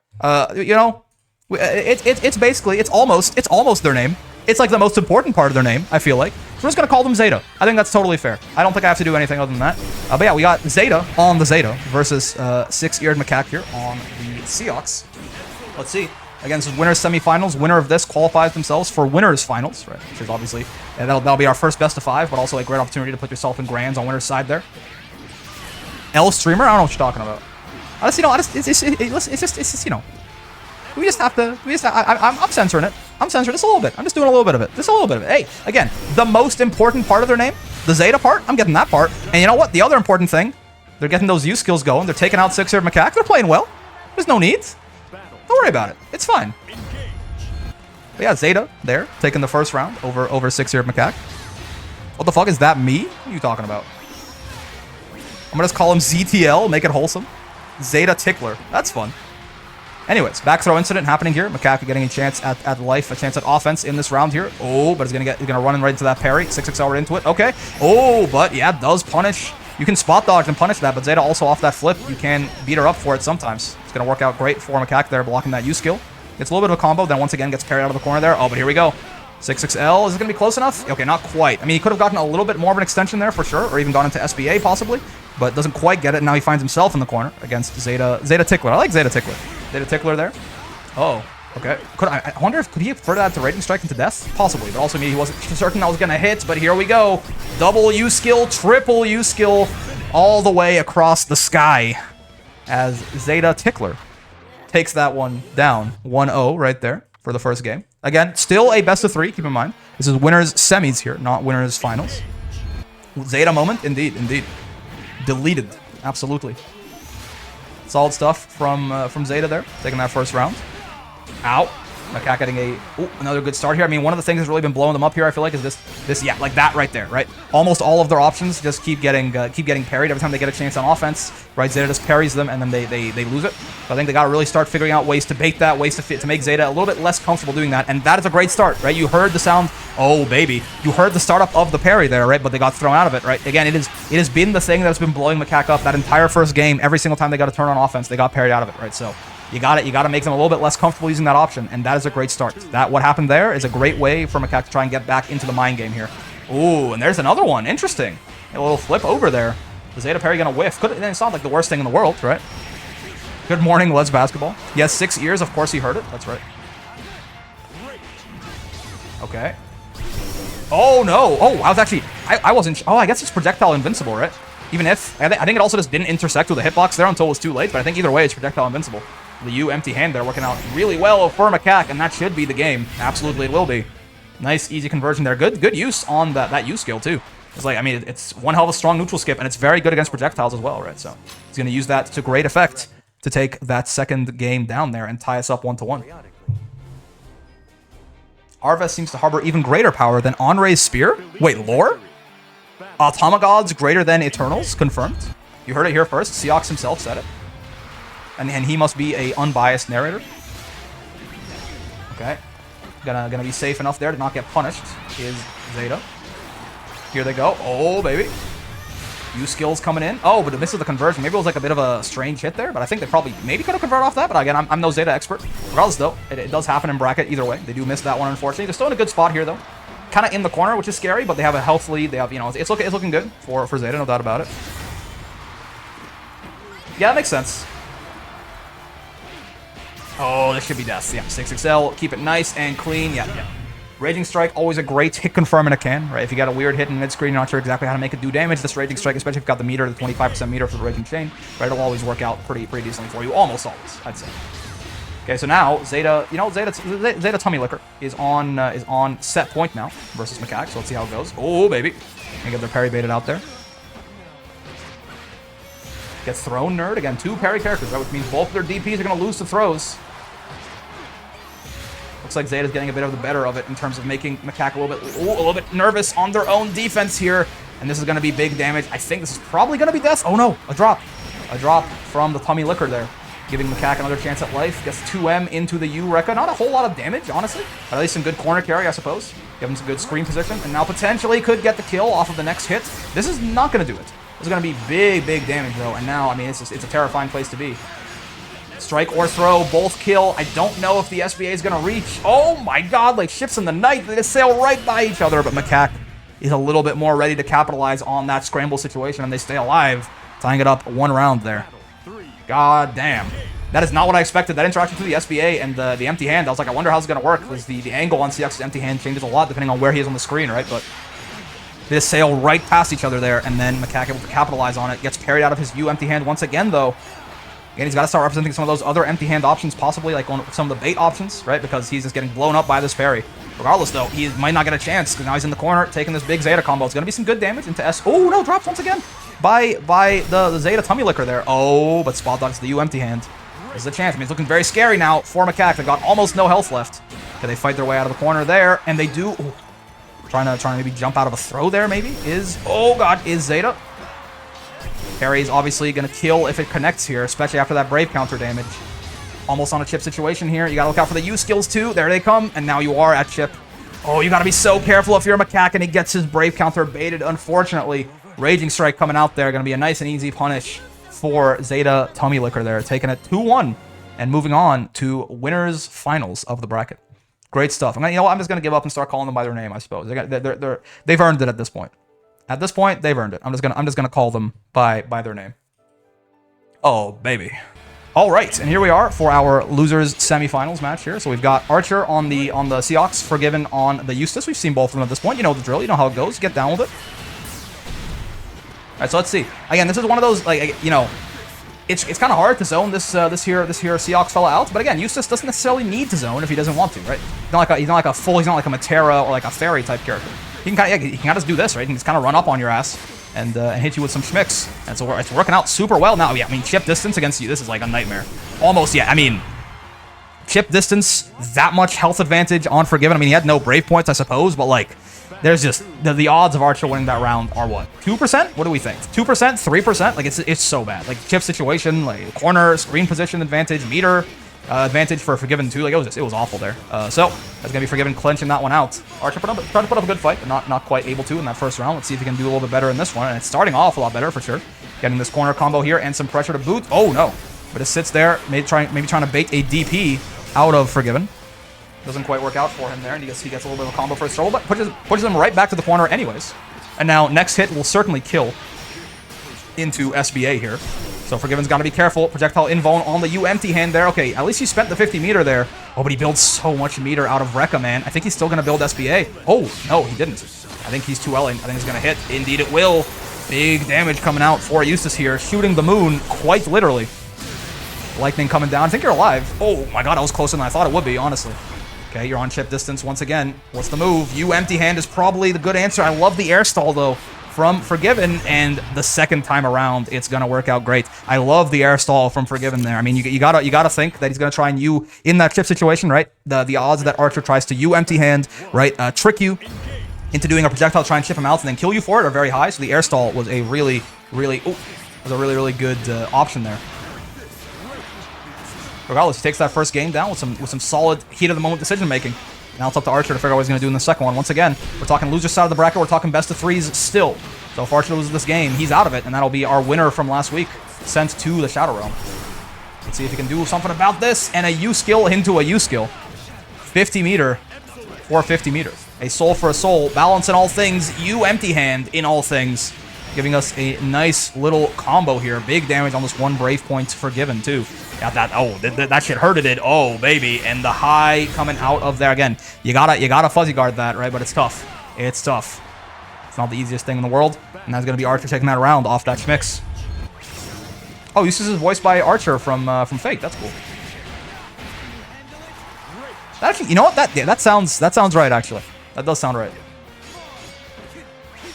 Okay. Ooh, empty-handed Jail's gonna get 2H, but no conversion from Archer. Okay, so not the worst thing in the world for Forgiven. They're gonna get 2H again though, but no counter hit means the H empty. The H Gate of Demons there is not gonna connect. All right, mix once again, and the overhead once again. Unfortunately, just in the blender is Forgiven, and that's gonna be Archer surely tying us up with 7 golden letters there. Indeed, that is gonna be 1-1 off the back there. I'm kind of a Fate fan. I've watched some Fate. I've watched like the basic bitch Fates, you know. I watched Fate Zero, I watched Unlimited Blade Works, and I watched like 2 of the Heaven's Feel movies or something. I never got like super into the extended universe though.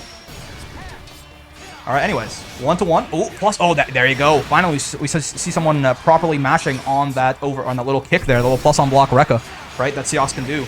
It gives you, if he commits to it, if he's being predictable, it's definitely not a full combo, but like a nice little combo for you.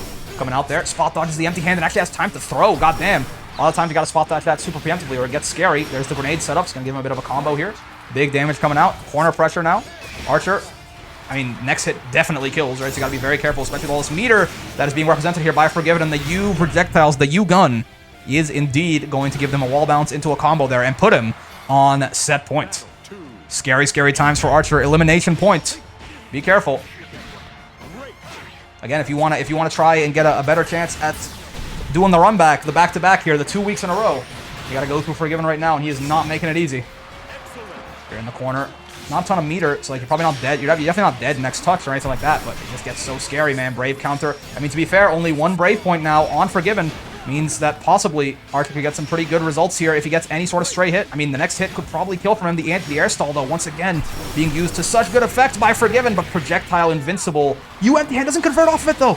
Oh, God. I think that could have been the kill for Archer, but in the moment, he drops it, but finds his solace there in that U dive kick. The wake-up throw is going to lose out from Forgiven there, and now set point for both of these players. Okay, Gate of Demons going to win that air-to-air exchange. Not huge reward coming out for Archer, but speaking of huge reward, here it comes. Close H starter here coming out. All right, Rekka, Fireball, you know the drill, the schmix. Blocks high that time, does Forgiven. Manages to actually get out of the blender in that case. 2H combo starter, what in God's name? Gets Hellfire Blighted there. Magnum Hollow shit coming out from Eustace to give him those plus frames, to give him that combo. Okay, once again, the clone is not going to work out that time. I think he tried to do the U empty hand once more there, and it's not going to work, and this should be death. Indeed, it will. Forgiven just got his turn and did not refuse to let Archer out. It was just suffocating that entire time from mid-screen, from corner to corner, just kind of getting all these little combos on him, and eventually that final hit in the corner is going to do it, as Forgiven taking out Archer there 2-1. to move himself on to, I believe, losers finals. Or at the very least, maybe this is losers quarters? Maybe I'm forgetting what my bracket looks like. But regardless, well played from both players. Archer, unfortunately, no back-to-back for him, but still placed, I think that's 5th for him this week, and he won last week, so still very, very consistently placing high. Solid performance by him nonetheless, but Forgiven looking incredibly strong there as he moves on. All right, here we are for our... So I was wrong last time. It was not losers semis. It was losers quarters, and here's our other losers quarters match. And we've got Maak here on the Seahawks, Raha on the Ferry. Once again, you've seen. I'm going in a Raw. I never knew that was Raha's card. Yeah, they're very base with it for sure.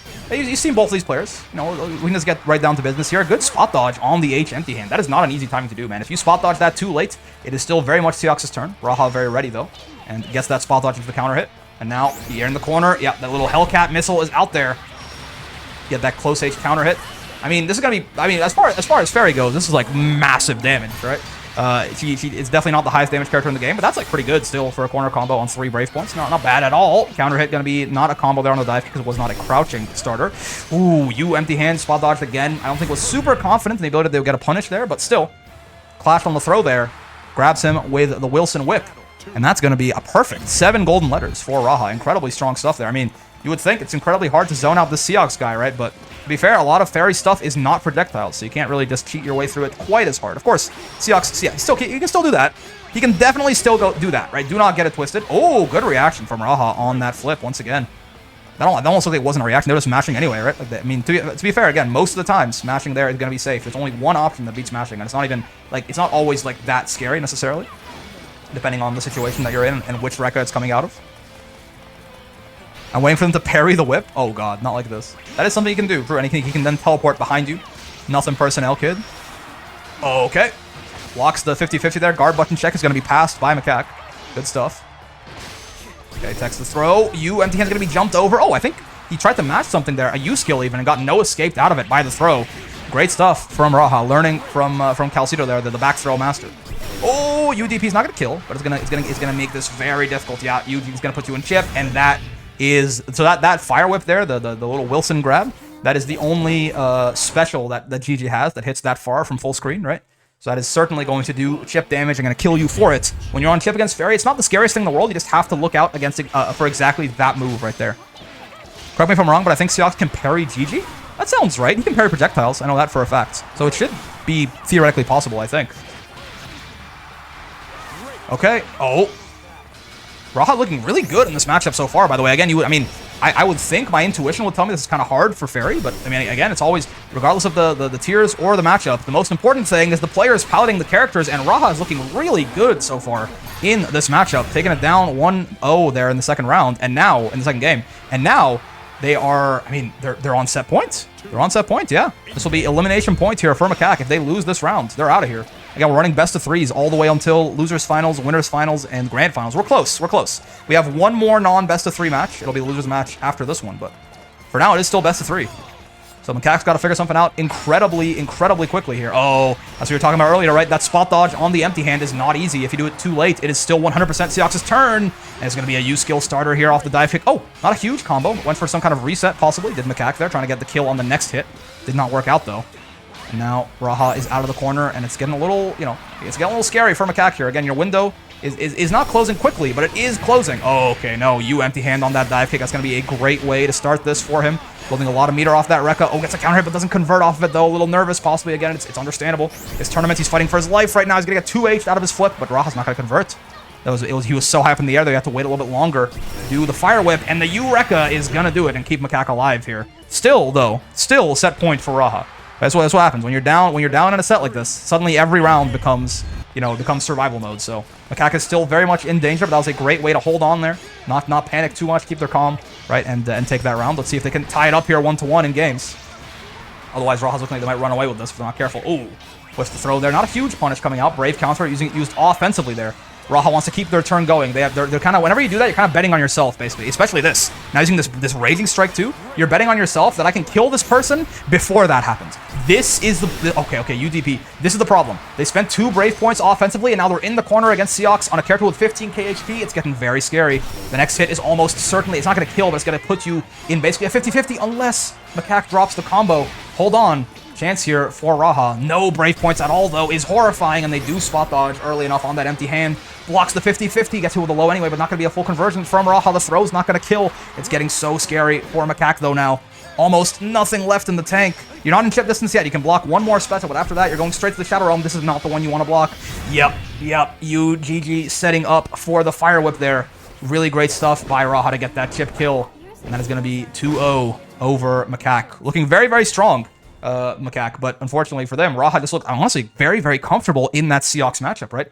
Clearly not their first time playing that. They had a lot of answers for a lot of the, like, they were reacting to the Rekka a lot of the times, punishing him for going for the overhead kick. They were very good at reacting to the empty hand. Like, they just, again, they know what they're doing against Seahawks, man. He's a huge knowledge check character. And he's still strong even if you know the knowledge checks. But if you don't know them, he gets even more scary. But that was not a problem for Raha today. Incredible stuff as they move on there. All right, here we are for winners finals. This is a best of 5, right? And I've acquiesced. You know what? Again, at this point, Zeta, Tummy Licker, you've gotten far enough. I'll give it to you. I'll give it to you. I'll say your full name. You've defeated me. You've shown up on stream too many times. They've earned their keep. Zeta, Tummy Licker on the Zeta versus Stefon right here on the Narmaya. So let's see. This is, again, best of 5, right? Winners finals, losers finals, and grands, all best of 5. So we're gonna get to play a little bit more Granblue here, get a little bit more time to adapt to each other. This is in the back and forth here. So let's see how it goes. That's a cool player. I wonder what their preference on licking body parts is. Well, now you know. Now you know. Oh, you flip it's gonna cross up. Guard button check failed by Tummy Licker there. All right. This is probably death. Yep. U skill, bonk. Nice, easy kill there coming out from that U skill. Solid stuff. Tummy Licker taking that first round down. Let's see how Stefon can adapt here. Ow. Zeta install. Yeah, Zeta becomes a Dark Souls boss at 75 meter. Do not get it twisted. Tummy is the least degenerate part I've seen so far. Yeah, you know, that's another thing too. In the grand scheme of things, it could be worse. I've seen worse names. So it's not that bad. It's not that inappropriate. I'll just call them by their full name. They've earned it again. Oh, once again, the jump back U skill is going to be, I mean, again, death by 1.5 miles. I mean, they've just been hitting everybody with that today. I mean, it's obviously it's a strong move, right? But they're just finding the moments people are unaware of it, right? Unready, jumping up in the air there, catching them out, and they've been just, I feel like they've missed like 2 U skills or something this entire tournament that we've seen them on stream. Very clean usage of this very strong option here by Tummy Licker to take that first game over Stefon. Let's see how it goes. Ooh, DP baited, but not the longest one either. Not the longest recovery on that one either. It was the light one, right? So not a huge punish from Tummy there. Oh, okay. This one, oh, once again though, not a big punish coming out.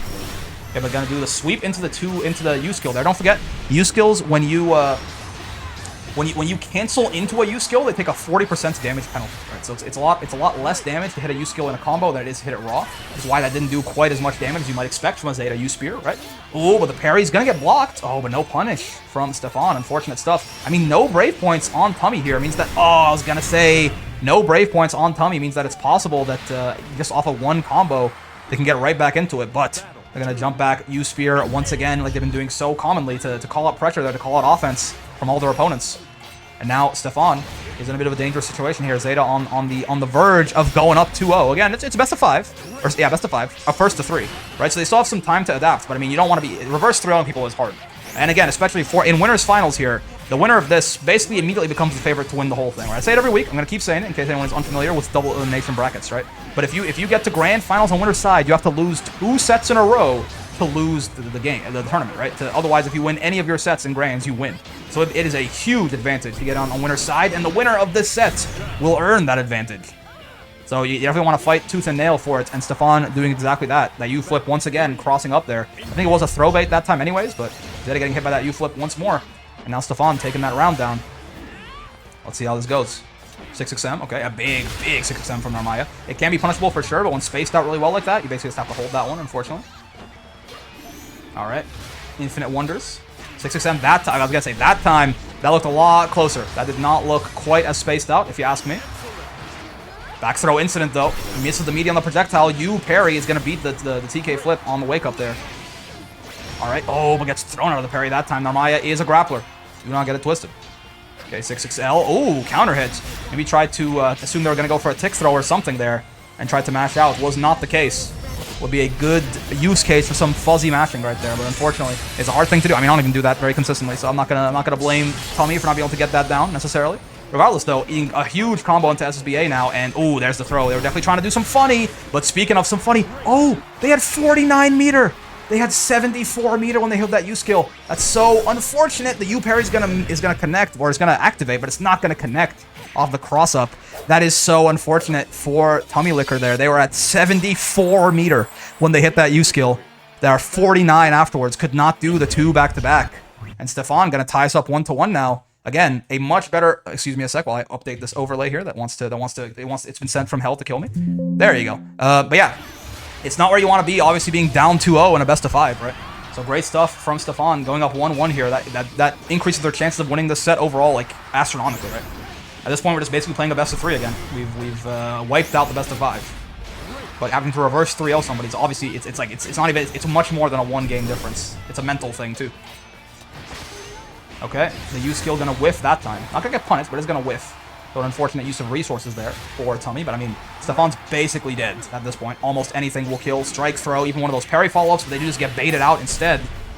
And now, Stefon's got some good damage mid-screen. Now, Maya's mid-screen is not the scariest thing in the world, but yeah, once she gets in the corner, that's where things get bad, but a U parry...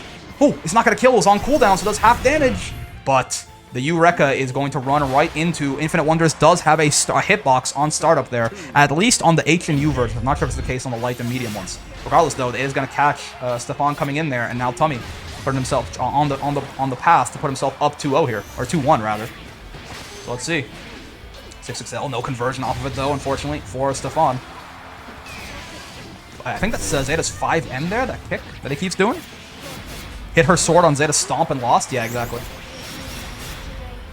Good old hitbox math. Okay, it's gonna be big damage. I'll come down with the SBA here. Yep. Bop, bop. And of course, also 2 Brave Points to 2 is a much better position to be in than 1 Brave Point to 3. Okay, sure. Brave counters on that U skill. Try to keep the turn going. Oh, nice. The whiff throw and the reaction, too. Reacts to the whiff throw, the 2L, close L there. Nice and easy hit confirmed. Now we're tied up 1-1. It's a very close set, man. It's very, very... I mean, at this point, we're 1-1 in games, 1-1 in rounds. Again, Grand Finals is a huge advantage. So you gotta... both of these players really doing their best, trying to ensure they get there. Grand Finals winner's side, that is. Oh, gonna get parried once again, though. Does not bait it out that time. What tournament is this? It's this tournament I run for my Discord server, basically. We have if you want to join the Discord to join the tournament, you certainly can. But it's an intermediate bracket for S+ and below level players, essentially. Oh god, ow!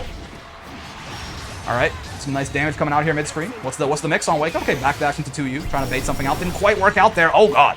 But the U spear is going to lose the U flip there. Big damage coming out now. But I mean, no break points on Stefon, by the way, means that the next time they get clipped, they are likely to probably just implode, is my guess. Okay, no. U parry, though, spending all these resources, does not want... Oh, God. Does not want Zeta to get a turn, because if they do, it might spell the end for them. And you know what? That was one of those times where, using all those resources offensively like that. We talked about that earlier, right? I believe when it was Raha and Moths, maybe? The Fairy Siegfried match? But we talked... It's a best of 5, by the way. You guys can certainly keep going. It is not there. We still have at least one more game to play here. Let me let them know. I think they're not in the. I should have made that a little bit clearer. I was gonna say best of 5, and that should hopefully get the message across there. It is winners finals. You know how it'd be. But yeah, like using all of Stefon using all the resources offensively there, right? Was really saved them. I think. Like it's a hard bet on yourself. That I'm gonna be able to do all this and still close it out before I run out of steam, right? But they used like all of their brave points, and when they had no brave points, they used 50 meter on the reversal. It's best 5 for losers too. Losers semis, which is gonna be this next match, will not be, but losers finals will be. So the next match, no. The match after that, yes. I should really set the match limit again. I forgot to do that. Makes this a lot more clear. I'll remember to do that next time I set up the room for the tournament. Regardless, though. Oh god. EX Misfinder gonna get brave counter there. Just plus on block. Fair enough. Oh, Yusuko is gonna get jumped clean. Bit of a waste of resources for Zeta there, but it's fine. Still. In the end of the day, they got their pressure.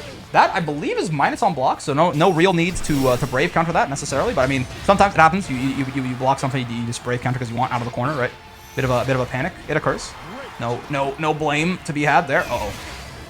The brave counter gets baited out by the Infinite Wonders there, and now Tummy Licker is looking. Oh, by the way, I should update. It is 2-1 to Stefon there. There you go.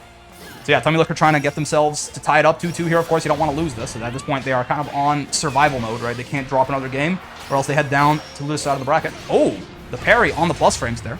You'll love to see it. Okay, so is that 668 from Zeta? I feel like I never see that move. I think that was 668. Wild. Oh, getting a fly up. Okay, at least the U flip there is gonna whiff, but you know, doesn't get punished or anything like that. Oh no! Misses the conversion on the 2 spears there.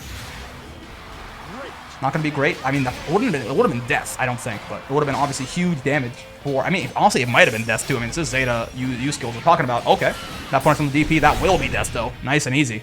And you know, I mean, what the last game was very hard fought. This one a lot quicker as Tummy Licker ties us up 2-2 there. Now let's see. They have the momentum on their sides. This run over Stefon like that again, it's not gonna be pretty. So Stefon's got to find some way to slow them down, maybe get the momentum going a little bit more in their favor. It was parry, I think, was the big game changer there, right? It's like a lot of the times Zeta just like they did parry and they were right. It just worked, right? It's the kind of thing that can really just put the brakes on your opponent's offense if you just end up guessing correctly on defense, right? But now though, I mean, they do find themselves in a pretty terrifying position, almost no HP in the corner and getting counter hit by U flips. Yep, I mean, you can mash on it, but you got to be careful sometimes. If you're a little bit late on the reaction, or if you try to mash too heavy of a button, you are just going to get counter hit into a full combo, and that's exactly what happens there. They didn't even need the combo. The counter hit itself killed them. But now, Stefon is on set points to move themselves on to winner's side of Grand Finals. Let's see. I mean, it's not a good start to the match. Again, like our game 2 there was very, very close, or our game 3 rather was very close. But it looks like game 4 was kind of very firmly in Tummy Licker's favor, and now this one looking incredibly strong in Stefon's favor, and that should absolutely do it. Perfect to seal it out with authority there and move themselves on to Grand Finals winner's side. Well played, very well played to both of our players. Of course, Zeta is still in this. They're still in this, but they just go down loser side of the brackets to try and you know, fight their way back into from losers finals. However, for now, that is going to be Stefon moving on to Grand Finals winner's side, and Zeta going down to losers bracket. All right, and here we are for our losers semis. Yeah, and that's a good point, Prim. Raha now representing the only kind of old guard member here of the wall brawl, of the intermediate wall brawl here. I mean, everyone else who's in this top 4 is like a new joiner, right? Well, I mean, I guess Forgiven also is he's been here for a while, so I guess it's half and half. But I just feel like I haven't seen Forgiven very often, at least not on stream here. Maybe I just like accidentally never picked his matches for stream, but yeah, regardless, we have 2 kind of the old guard here potentially versus and then we have we have Zeta, Tummy Licker, and Stefon up there too that are waiting for the winners of these matches potentially, right? This is not a best of 5. This is loser semis, right? It's a best of 3 again. We've got Eustace versus Fairy here. Again, Eustace and Uno, they both do pretty decently into zoners, I think, because like they can kind of still they can kind of hang at full screen. Kind of, right? And they tend to also still have a lot of options, like they tend to have a lot better offense than these zoners, right? A lot of better ways to gap close, a lot of better ways to mix them up once they're there. So there's kind of, zoners kind of thrive against, this is, okay. I have so little faith in Fairy's SSBA that I was like, is that just gonna miss? But no. The hitbox on it is really small, but it's not that small. It's really low to the ground is the problem, right? But yeah, zoners kind of thrive on people who are people with very strong weaknesses to exploit, right? Eustace can full screen. Fairy isn't full screen. Ironically, that's true. Actually, that's a good point. Yeah, Eustace like her normals are not fully full screen. Eustace is shooting the guns. It'll just reach. Yeah. But my point also is that zoners tend to thrive fighting against characters that are like, you know, very strong strengths, very weak weaknesses, right? Because they can then maybe exploit those weaknesses with their own like super polarizing game plan. Eustace and Uno are just very well-rounded characters, right? So it's kind of hard for Fairy to like really just make Eustace feel that pain, make him sit there and just like feel hell. So it should be tough on paper, but again, as we always say, right, the tier list is the least important thing. The second least important thing is the matchup. The most important thing is the players piloting the characters, right? So let's see I mean, Raha already has taken a win in this first round. Let's see how they keep going here. Wilson, and Gigi are going to come in to jump your ass there, and then the U Hellrat coming in. Ooh, gets thrown out of it, though. Good stuff by Forgiven, and now suddenly, pretty decent position here for them. The U-Balls, yeah, such good screen control there for Eustace, man. Like, yeah. When if Eustace has meter to dump, he just doesn't play neutral. He just doesn't have to. He has so many good options that just like they're not like truly. Is there a better just auto win neutral button? And like some people say Siegfried EX Fireball, but no, I think it loses to this actually. Like, is there a better auto skip neutral button than like Eustace's 2 EX moves, like the U moves, that U gun and the U balls? Like it's nuts, man. It's like it's almost nothing. You just have to hold that. Forgiven using that to incredibly strong results there in that round to keep Raha locked down and take that second round. But now, in the corner here is Raha. Got to find their way out here. I mean, very patient play from Forgiven. Just kind of blocking it out again. I mean, the nice thing about Fairy is unless she's doing the yeah, that one right there, the little fire whip, right? It is unless she's doing that fire whip, she doesn't do any chip damage. Who's the most overall versatile, balanced character? I mean, wait, balanced? Because the most overall, like, well-rounded character is definitely Siegfried, right? But like, if you mean balanced, like they're like, you know, like they're also, you know, they're kind of in the middle of the pack.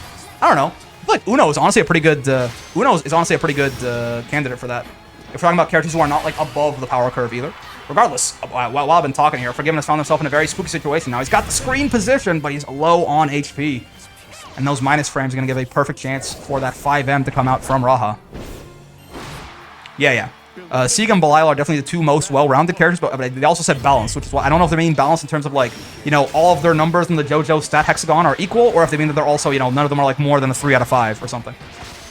Regardless, Raha taking that first game in very clean fashion there. I mean, that last round got a little bit scary for sure, but they did close it out.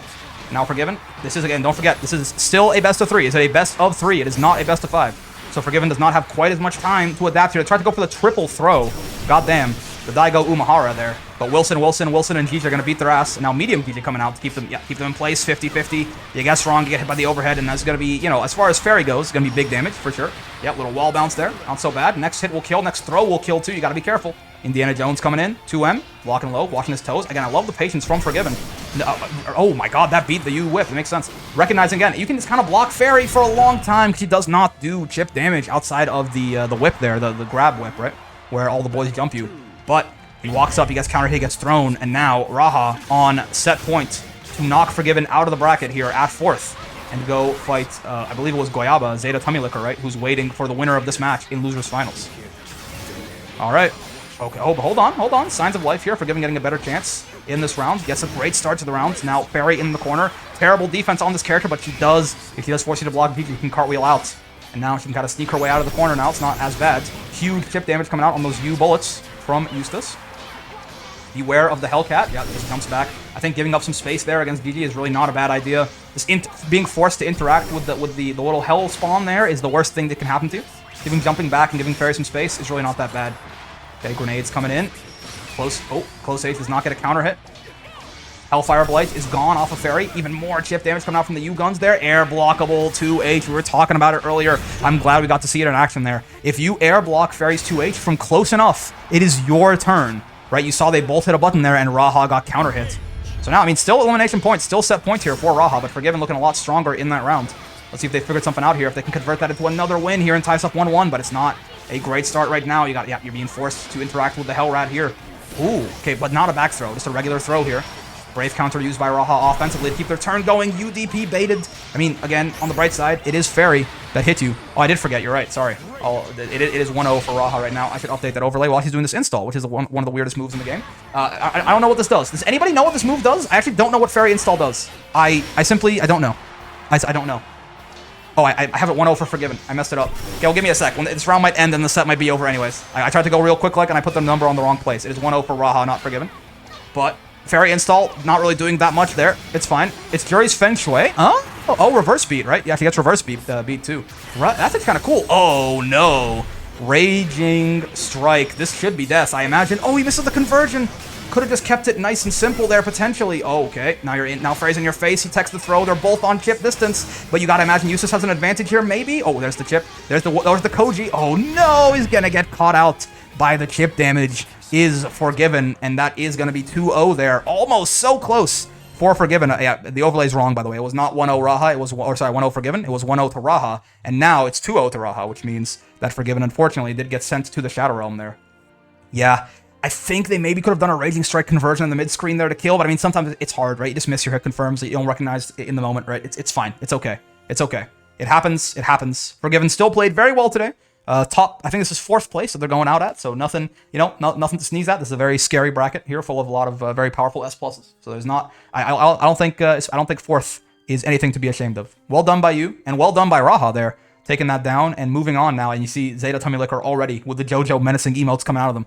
They pulled up and they are ready to fight Raha here, and that is exactly what we're going to be doing next in a best of 5 this time.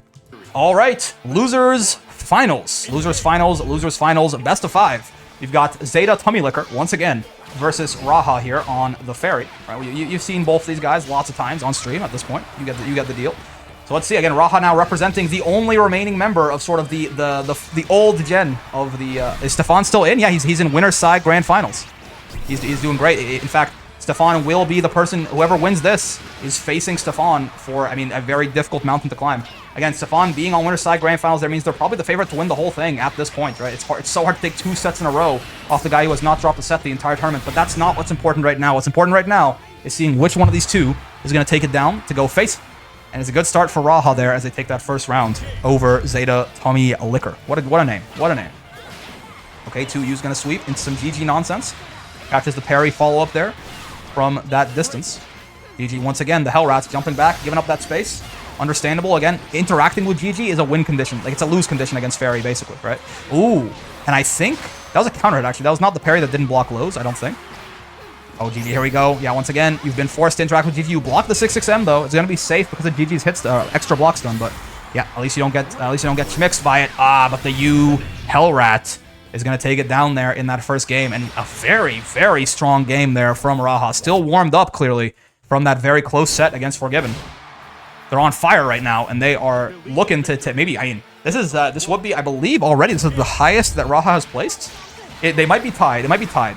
If they go out here, and they go out a third, this might be tied. But I don't believe we've had Raha in a Grands just yet. They've been very consistently performing very, very well every single week. But I mean, there's maybe on a little bit of something different this week. Let's see if they can get into Grands here. Though Zeta is no pushover. They've been looking real scary, especially with these 97 meter, man. You know what it is. You know what it is. 97 meter on the Zeta. Oh, okay, but it doesn't get the full conversion there. Still a lot of damage off those 2U skills, but it could have been worse. Throw is going to combo here with GG. SBA is not going to kill, but they just go for Wilson, and GG instead for the Oki, I suppose. Tries to go for an empty jump throw. Is going to get blocked out and gets hit by the U skill. Yep, jump back. U spear. Going to send Fairy straight to the Shadow Realm there and take that round over for Tommy Liquor. Good. Not looking to be run over here. They were in winners finals against Stefon there, right? So they want their chance. They want that run back. Okay, good start to this round too. This BA wouldn't have connected there, sadly. Oh my god, I can't believe it, dude. Fairy, what a character, man. What a character. She might like turn Ladiva into ashes, but like I can still recognize that the character is not good. And again, she might deserve to not be good because again, her and Vayne have a very oppressive design that, if it were to be strong, could be very, very sad. But still, it is still, you know, she is still definitely kind of ass, no doubt about it. Okay. Oh, U spear gonna get blocked out that time. Pretty good. I mean, even just blocking that is just, it means that Tommy Liquor there has to go back to building up to that 75% meter. He's not quite as scary with only one U skill. Zeta is really not quite so bad, right? It's once you can chain 2 U skills into a combo is when things get really, really scary. Like this should not be the worst. Yeah, exactly. See, like 1 U skill from Zeta, it's good damage, but it's not like it's not what you think of when you think of why Zeta might be considered a strong character. Yep, no conversions there. Gets back thrown into the corner. Calito coming out, shades of Calito and the SSBA. I think you're hitting a button. Indeed, you are. That's going to be Raha taking this down. Yo, these players are kind of crazy. That's what I'm saying, man. Like, this is an intermediate bracket, but like, it's like the people who are placing high here. Like, I think the only thing that's stopping them from like being disqualified from this tournament basically is not playing enough ranked. Like, I feel like some of these guys can definitely get to S++, surely, right? They just like don't play enough ranked. I don't know. Regardless, though, Raha 1-1 in the second game now. Oh, spot dodges the U Infinite Wonders. Great stuff. Complete waste of resources there, unfortunately, for Tommy Liquor. Let's see. Okay, Tommy, though. Still, I mean, they could very easily... Fairy does not have a lot of health, right? So 1 U skill could very quickly... Ow. You only play rank when I'm hard stuck? Weird, you play so good in the tournaments, man. I guess it's a different vibe, possibly. Maybe S+ is just a lot scarier than I remember it being. Okay, so Tommy, I mean, still in a good position here. Fairy does not have a lot of health. Yeah, like even this starter is going to do a lot of damage. It's going to be basically a strike throw situation now at this point. Either one will kill or just use spear, of course. That'll do it too. As Tommy ties it up 1-1 right there in a pretty clean round to close it off there. As I mean, it's a thing, right? Zeta does such explosive damage and Fairy just does not have the defense or the health to hold that one down. So let's see. Okay. Pogo, not going to lead to much of anything. I believe that's Zeta's 5U there, that little ender. It's basically just like, it's a guaranteed, it leaves her minus, but spaced out enough that she's safe. Or just a good way to just kind of reset back to neutral a little bit. Oh, gets thrown out of the parry there. You saw no escape on the armor, right? You're being forced to interact with the Hellcat. Nothing bad gonna come out of it, though. Could be worse, for sure. It's kind of putting in the corner here versus Fairy. U-Spear is not gonna connect. Only 57 meter means, again, 75 meter. That's like the crossover from 74 to 75 meter. That's when Zeta becomes a Dark Souls boss, and it just happened. Now you got to be so careful if you're Raha committing to anything punishable. Yep. It's the kind of thing that could just get you sent to the Shadow Realm immediately. Okay. Once again, the slow climb back up to 75 meter here. It happens. Gotta be careful. Tummy Licker is getting maybe a little overzealous with these U skills. Getting called out a lot or just getting blocked. It's not the worst thing in the world, but yeah. It's forcing them to kind of build back up here, right? And it gets a little bit tough. Raha's playing very patiently against these U skills, and now takes that round. I like the idea from Tummy, right? Because it is such a high risk, high reward thing. Or sorry, low risk, high reward thing, right? Like, even if they block it, it's not like it's that bad. You just keep building up the meter, right? But you gotta trust. I feel like being unpredictable with this is gonna really help them nail Raha here eventually. I feel like U skills shouldn't refund anything on block. That's like a relatively reasonable nerf. It's just 12.5% right now. It's not like that huge of a deal, but yeah, could be something. All right. Oh, and there's the U-Spear, and here we go. Not only do they have 75 meter, they have 100. Yep. They can do some Raging Chains here, too.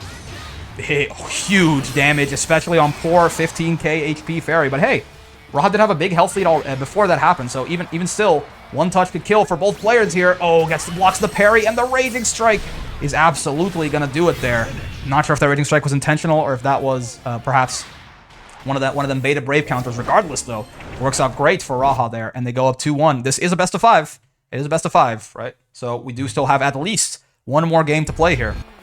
Let's see if Raha can close it out, or if Tummy's looking strong. Like these, yeah, they're down in the set, but this is certainly not a stomp by any means, right? There have been a lot of very close rounds here, and even just that one right there that just ended off that last game, they certainly could have won that. But let's see how they can get on here. Okay, gonna be spaced out by the 5U there, fine. Infinite Wonders trading, no big combos coming out in the corner yet, but still, Raha with the screen position disadvantage. U-Skill gonna be blocked. Arvis! Oh, no meter to chain off of the Raging Strike there. It's gonna be, unfortunately, it's kind of a waste of one Brave point for Zeta there. Still, though, at least they're out of... Oh, I was going to say at least they're out of the corner, but here they go. Back into the corner now. 100 meter on Raha means the next hit could hurt pretty decently. Probably not going to be death regardless, though, still, because it is Fairy. Oh, and the Raging Strike that time is, I believe... I'm pretty sure that one was baited out, and it is going to be punished there. Raging Strike, Raging Chain, Raging Strike, Raging Chain. Nice and easy. Tummy Licker keeping it nice and simple there to take down that round. Real voice reveal. Arvis! Just realized if Raha gets the Grands, maybe their first intermediate tournament win will be hype. Yeah, I mean, none of these 3 people have won the intermediate tournament before, right? Whether it's Stefon, Tummy, or Raha. But Raha, this is not their first time in bracket, so it'd be cool for them for sure. But Tummy is not going to make it that easy. Got the corner pressure going right now. Okay, jumping back there. GG, honestly, a nice option to help get Fairy out of the corner, because again, the best thing to do against the hell spawn, the little cap there, is to get away from it, so it gives the Fairy a bit more space to work with. But here we go, back in the corner now. U-Spear blocked, no punish, but now less meter on the table for Zeta. But I mean, so close to death is Raha, almost at chip distance actually. Okay, oh baby, counter hit there, but nothing huge coming out of it. I mean, SSBA from Fairy is a little bit finicky for sure, but I mean, they have a lot of meter. They could possibly convert into a lot of damage here. Plus on block after the Wilson's there. He's gonna convert. Dude, is Raha gonna make this comeback? I mean, the Raging Strike, Raging Chain is not gonna kill here, but here's the 50-50, the guard button check. And Tummy is not gonna manage it. Guard button check. I was not ready for that. I think I got hit there. I'm quite certain I got hit. Okay, well, that is gonna be set point now for Raha. Tummy's gotta figure something out here. Yeah, they can't drop this round or they will be eliminated from brackets and denied their run back with Stefon. Let's see. Oh, 6-6-8 counter hit. Oh, but no full conversion. Back throw incident now. Once again, Calito, you know, the other Fairy loves these sort of back throws. Raha learning from them there, but oh, does not get a whole lot out of it. And now, not enough meter for another U-Skill there, but such big damage coming out. You're so close to dead on Raha's end. I mean, they made that comeback once before. Can they do it again? Oh, the counter hit, close H, that good old frame trap that Fairies love so much into the SSBA. It's going to be big damage, especially for Fairy. It's going to be big damage. And no Brave points on the Zeta anymore either, right? That's a big deal. Throw here would kill. Oh, okay. I mean, yeah, but you got to look out for that. Oh, but they spot dodge and they get the pun. They got a counter hit, but they don't convert it. But the 2M. Almost let that slip away, did Raha. But They do end up taking that down 3-1 or 3-2. Well, no, it was 3-1. Very well played for sure by Tommy there, right? But yeah, just a little bit too clutch there in the end was Raha. I mean, made that comeback on that round where they were basically down almost an entire HP bar, right? So incredibly solid stuff from both players. Tommy, I mean, hey, it's their first time in the bracket and they get 3rd place. That's like that's pretty good. You got to hand it to them there. We love to see it. Newcomers coming in and kind of demolishing a lot of the old guards. But Raha there said, "Hold on, I gotta get to my first grands here. I gotta get to possibly my first tournament win. So I'm gonna have to send you out there if that's okay with you." Oh baby. So now we are going to head to grand finals. Yeah, Raha's got to face Stefon, is looking very strong on this Narmaya. Let's see how they can get on. All right, and here we are, grand finals. Stefon here on winner's side of the bracket, Raha on losers. So again, quite the Arizona. Okay. So this shouldn't be that bad then. It's a North America to South America match. The connections here, like the geographic distances could be a lot worse, to be sure. Out. Though I guess Arizona's a little bit far away from, we'll see how it goes. Regardless, though, we've got, so Raha's on loser's side of the bracket here on Grands, which means, as you may have seen if you've been watching the stream matches, Stefon has not dropped a single set the entire time. So you have to get eliminated, you got to lose 2 sets in a row, right, to lose here. Whereas Raha only has to lose 1. So a huge advantage coming in for Stefon, besides the fact that they're already the person who has not dropped a single set, so they're clearly looking kind of strong on this Narmaya. But you know what? Raha is warmed up. Raha just played 2 very competitive sets in a row here, so they are fully warmed up. They are fully on fire. Stefon, maybe, they've been sitting there for a while. They won that winners finals. They've just kind of been sitting there watching for a bit. Maybe going to take them a little bit of time to get back up to speed here. But hey, on the bright side, that's what that grand finals winners advantage is for. Even if it takes them an entire set to warm back up, right, then potentially they would still be on even playing field with Raha here. All right. Oh, DP out of the close H frame trap there. Does not want to play any of that game on Wake Up with Raha, I suppose. And there it is. I was just talking about this. I don't know if I mentioned this while I was still recording or not, but I feel like U-Flip is going to be a hell of a tool for Stefon in this matchup. A lot of Fairy's moves in the full screen, right, are going to be possibly either punishable or at the very least kind of like you can kind of make her scared to do them using that, right? Out. Like, I feel like it's the U-Flip is going to be a very strong option here against Fairy. Okay, does not get guard button checked there.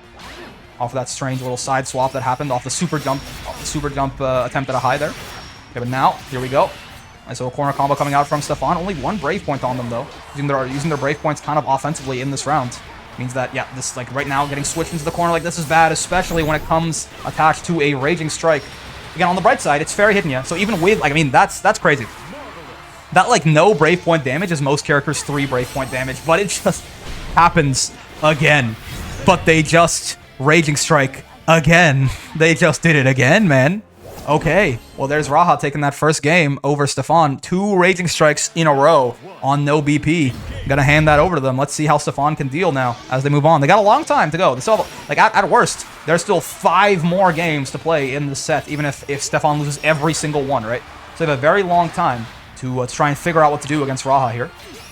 Again, that grand finals advantage, really something. Yeah, but that Rekka there is going to be punishable, especially by a character with a big far light like Fairy. All right. Staring each other in mid-screen here. I see you. Good patience coming out from Stefon. Tries to go for an SBA. Never mind on the patience. Unfortunately, Raha was ready for that one. I understand trying to hard call out possibly that after that moment of patience, Raha was going to charge forward or something. Unfortunately, the SBA does not work out there. They get counter hit, and now they're in the corner versus Fairy. Again, it's not... Oh, God. Could be slightly worse. But, I mean, now at this point, even Fairy's low damage will kill you off the next interaction if you're not careful. GG on cooldown at the very least. It's kind of slowly getting poked out here. GG's going to catch it anyway, unfortunately. And there you go. The Fire Whip. Wilson, and Wilson. All going to grab your ass there. That's going to be another round up for Raha here. Let's see. Okay. 2H, round start. Not a huge conversion, but 6XM into the GG. Not going to combo, but it's going to give, more pressure, more plus frames there for Raha. Stefon slowly getting pushed into the corner here. They got to figure something out. I mean, it's not the worst thing in the world to be in the corner against Fairy. It's not like some crazy high corner damage or anything, but this cat here is the problem. That little hell spawn in the corner, sometimes you are forced to interact with him and then forced to eat that 50-50. So you hate to see it. Lots of patience coming out from Stefon here. Just kind of sitting down, staring, waiting to see how Raha reacts in these sort of staring contest situations. Maybe trying to get a read on their habits. I'm not certain. Oh, okay. Tried to bait a Brave counter out there, did Raha, but Stefon just jumping back, not wanting to deal with Fairy. And that is unfortunate. I think they wanted to do a 2-1-4 U there, a U flip. Doesn't quite work out for them, though. They spend that meter for not much reward, and now they got to build that back up again. I think, oh god, I think 2-1-4 U. I think that U flip is going to be very useful for Narmaya in this matchup, but building meter can be kind of difficult. And Raha now, with that throw off the roll, taking it 2-0. Back throw, my beloved. Indeed, the fairies, they do love their back throws. I mean, everyone loves back throw, but yeah, the fairies do seem to be enjoying it in this bracket, no doubt about it. And now, once again, Stefon got to find their way in here. You can slowly just try to build up meter until you have 50, I suppose, and then try to call something out with that U flip. That is not a bad idea, I don't think, but we'll see what Stefon's choice, what Stefon's approach here is. Yeah, again, it seems like that is definitely correct. Out. They're just kind of trying to build 50 meter at full screen there, and then once they get the 50 meter, they attempt to use one of Narmaya's two sort of neutral skip U skills there. All right, here we go. Oh god, I don't know if does oh, what the? I see the reverse beat. I understand. I see the vision. But yeah. Trying to build a 50 meter at mid-screen and then go from there. Install does not get a ton for... Oh, God, does not get a ton for Raha there. But the 6-6M off the Fairy, or off the GG, rather, that is going to be a perfect. And now Raha is on reset point here against Stefon in what has so far been a very commanding set for them. Again, looking incredibly warmed up and like this cooking. Let's see. Stefon, of course, it is their job to stop this momentum and pull it back before things get too out of hand. I mean, at this point, they're close to losing their grand finals advantage. Let's see what they can do about this. Oh, DP is not going to work out, unfortunately. Gets baited out there. Now Raha getting that GG set up on the Oki. That's right. Oh, the guard button check failed by Stefon. I mean, a lot of this is, I think, sort of knowledge checks on the offense that Stefon might not be ready for. You could say that hopefully, yeah, once the grand in that second set, he'll be a little bit more used to this. He's seen some of these a couple of times now. We'll see how he goes. He's so close to death's door now and getting reset on already, though. Oh my god, and U GG beats U flip. The goddamn, once again, I said it once, I'll say it again. It's the cat sent from hell to destroy Fairy's enemies. And that is a reset coming out from Raha. But of course, Stefon is still in this. They got reset. But now that we have oh, hold on, I think they think that they just lost. But they did not. They have one more chance. Let me go get them back. All right, here we go. Stefon did for a second think that it was over, but no. Once again, they do have an advantage here. They had that grand finals winner's side advantage. So they got, even though they did get taken down on that first set, they do get a reset here. They get another set. And now, it's officially, this is just a best of 5. Both players are on loser's side of the bracket, right? Both players are, if they lose this set, they are out, and the person who wins this set wins the tournament. It's just a good old, nice, clean best of 5. So let's see. Again, Raha was looking incredibly strong in that first set, but maybe, you know, again, given some more time, I think Stefon was getting caught with a lot of things they maybe weren't ready for. Maybe they'll be a little bit more ready for them now they've seen a little bit more of what Raha has in the bag of tricks here. Yeah, once again, though, that far L is going to punish that pretty well. Okay, GG coming out, medium GG, coming all the way to you. Is not forced to interact with it. Oh, no. I think tried to DP there. I thought that the blue was U flip. Right, but it was actually the cross-up teleport there, the transient, I believe it's called, right? So, they get blown up by that, but it wasn't a huge conversion for Stefon, unfortunately for them. They block that and get a Brave counter out. I mean, at this point, Narmaya's mid-screen damage is not very high, but Fairy has lower health than the rest of the cast, and she also has 1 BP. So if Stefon finds one nice hit here, even mid-screen, it's possible he can kill. Oh, but GG's closing the window on you. Just GG into GG into GG into, oh my god, the cat from hell, dude. So much chip damage and so, you know, so scary, that little boy there. Great stuff by Raha to take that chip damage kill, and the back throws once again. Here we go. Grump in the corner once more. Raha is memeing with the GGs? I don't know, man. I think I lost there. I think I got hit. All right. Ooh, gets thrown out. Sure. This should be... Yeah, oh, okay. It's not punishable, actually. It's just minus, I suppose.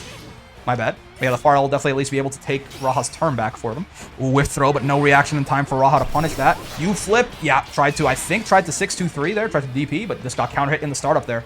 But is not invincible once you spend the meter on it. And now, this is going to be big damage. I think this is actually death. No Brave points. SBA. Fairy with less health than the rest of the cast. Oh, it's huge death. It's death by a lot, so that's my bad. Yep, again, Fairy has 15k HP, right? What's the score? It is 0-0. We just reset. So Raha reset the first one. So now they're back. They're playing the true grand finals here, and it's 0-0. It's the first game of the next set. It was 3-0 in the first one. Okay, so tied up 1-1 in rounds now.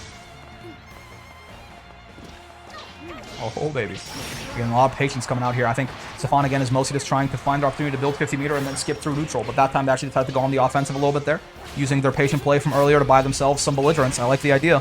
Using the Brave counter offensively there, too. They just want to keep this turn going. They want to keep Fairy in the corner. They want to kill before they can get a chance to basically just get put back into this situation where they got to deal with this goddamn Hellcat. Get 6-6M'd. Gonna be a combo now. Oh, and the DP gets baited. Oh, but no punish coming out from Raha. Fortunate stuff there. They're gonna block that U flip, but is not going to tech that throw. In the corner now. What the hell? Okay. What? Huh? Is this optimal? Chat? Is that the optimal fairy combo in that round? Well, that's 1-0. I think that was probably. I imagine Raha meant to do maybe even DP there, right? But then they got crossed up, so they got back special. If it kills you, it is. I suppose so. Regardless. Yeah, I think he got crossed up and got the other special there. He meant to... maybe? Anyway, I mean, it takes that... It was a very good... If they did get crossed up and weren't ready for that, that was a very good hit conversion by Raha there. Take that first game. And now, by the way, officially ahead in the set, right? Before they were behind an entire set because of the grand finals advantage for Stefon here. But now, it is a straight best of 5, and they are up 1-0. So let's see. K2U coming out there. Gonna get blocked and punished while we're at it. Stefon, Raging Strike, SBA, I imagine. Yep, big damage coming out. Ow, ow. Yep. Again, Fairy a little bit squishier than most of the game, unless you're counting Avatar Belial. Oh, and the throw coming. Not a back throw, though. Not a back throw. Could have been worse. Stefon still has the corner position, still has the screen advantage here. It's still a pretty good spot for them. I mean, 100 meter on Raha's a little scary, but they might even have to blow that on a DP if they don't want to get killed in this corner. Oh, here we go. Yeah. Oh, tries to roll through once again, but Stefon with the throw catches the roll. Rolls and spot dodges are only strike invincible, not throw invincible, right? So, good stuff by Stefon. That's what I was talking about before. That roll setup with GG caught them earlier, but this time clearly maybe a little bit more ready for it, a little bit more aware of the tricks, right? They grab that roll and they take that round. Solid stuff from Stefon.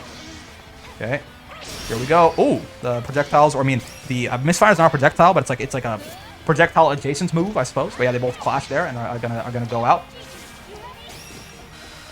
Okay, GG's not gonna really do much here, and suddenly Raha's found themselves back into the corner and down a Brave Point now for no reward. This is not a good position to be. One Brave Point still in the corner, by the way. Yep, spending that UDP I think is a really clever idea because now Raha has spent so many resources for basically nothing. Yet they're still in the corner. They spent 50 meter and 3 Brave Points, and they're still in the corner. This is such an awful position. Oh, but there you go. Finally able to get out of the corner, and now Stefon's actually kind of in the spooky spot. You gotta be careful here. Dhalsim Super coming out, fixing the Brave Point situation, most importantly, even more than the damage here. Oh, but the Raging Strike is going to be a conversion. No, it won't be. Oh, throw bait, but nothing too bad there. Plus on block on the EX flip. Scary times. Gonna block the U flip and baits, and the throw whiffs. Oh, but you're still alive.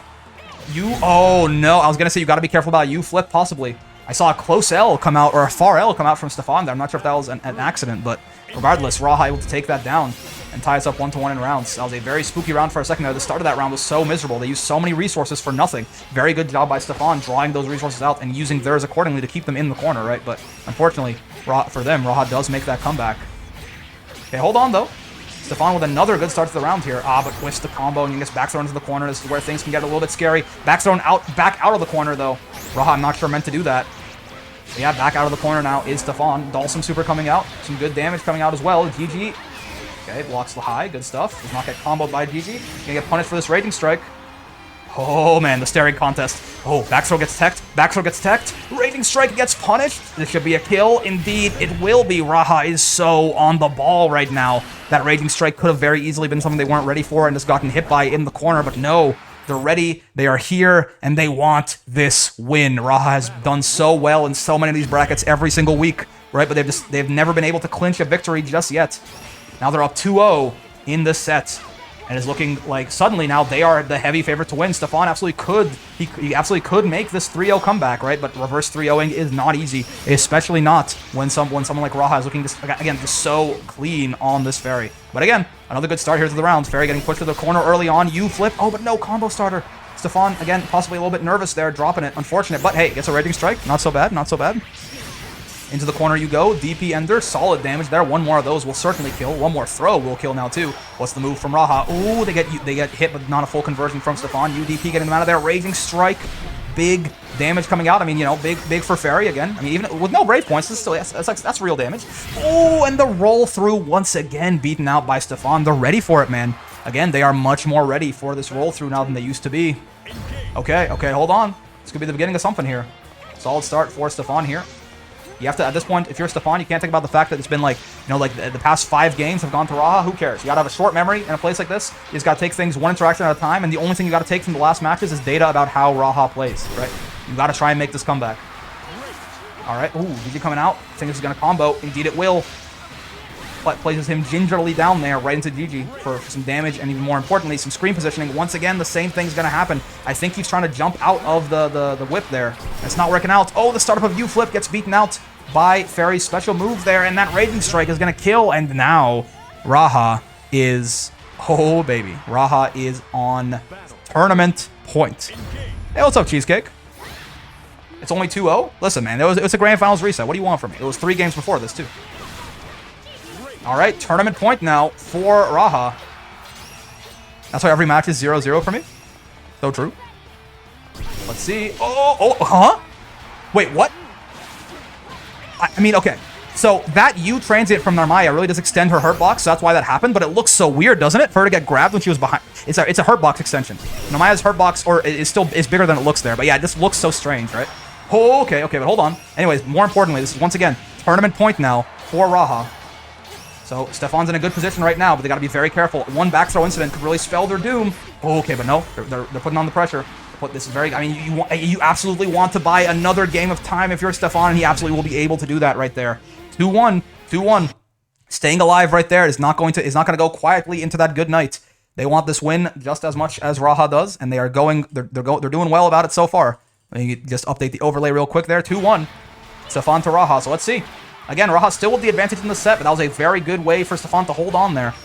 And possibly could be a start for them to kind of try and turn the momentum around. Again, Raha has won 5 of the 6 games that have been played so far, so you gotta think that they're coming in with some momentum. But also, you can't get overconfident on the other side for Raha's part, right? If Raha gets overconfident here, Stefon is definitely just like, don't forget, until this point, they had not dropped the set the entire tournament. You gotta remain as locked in as they were earlier. If you start underestimating your opponent, it's not going to end well for you. And there you go. Once again, trying to 2H on that flip, I think.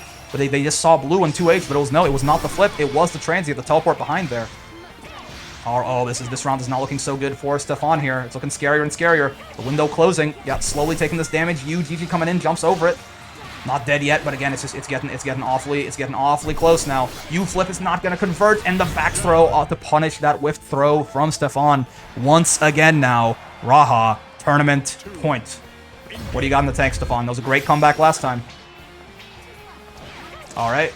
It's a decent start here to the match. Oh, God. For Raha, but that GG I don't think was what they were looking for.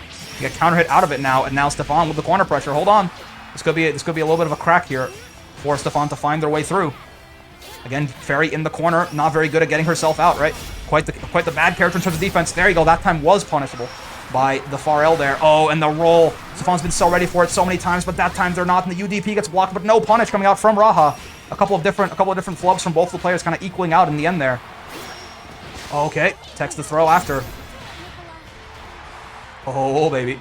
All right. Oh, U-flip not going to punish that 2U. Was close, but they were safe. Super jumps over at that time. Now no meter on the side of Stefon, but almost no brave points and no health on the side of Raha here. You got to be scared if you're Raha. But you also got to be even more scared if you're Stefon, because you can't even drop this round, man. If like even a random SSBA or something, if that kills, that's it. That's Raha taking the tournament.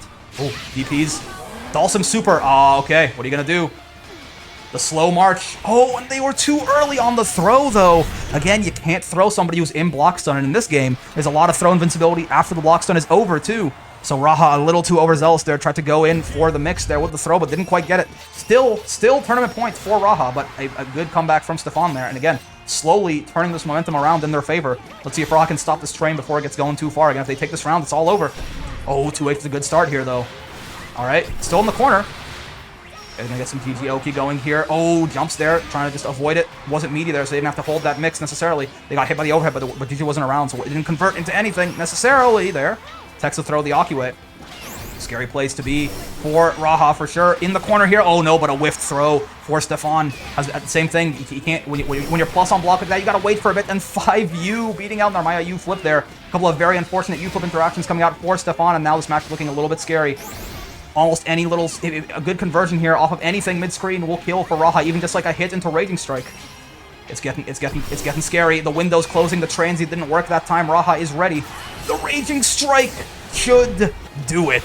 Absolutely, it will. Incredible stuff from both players there.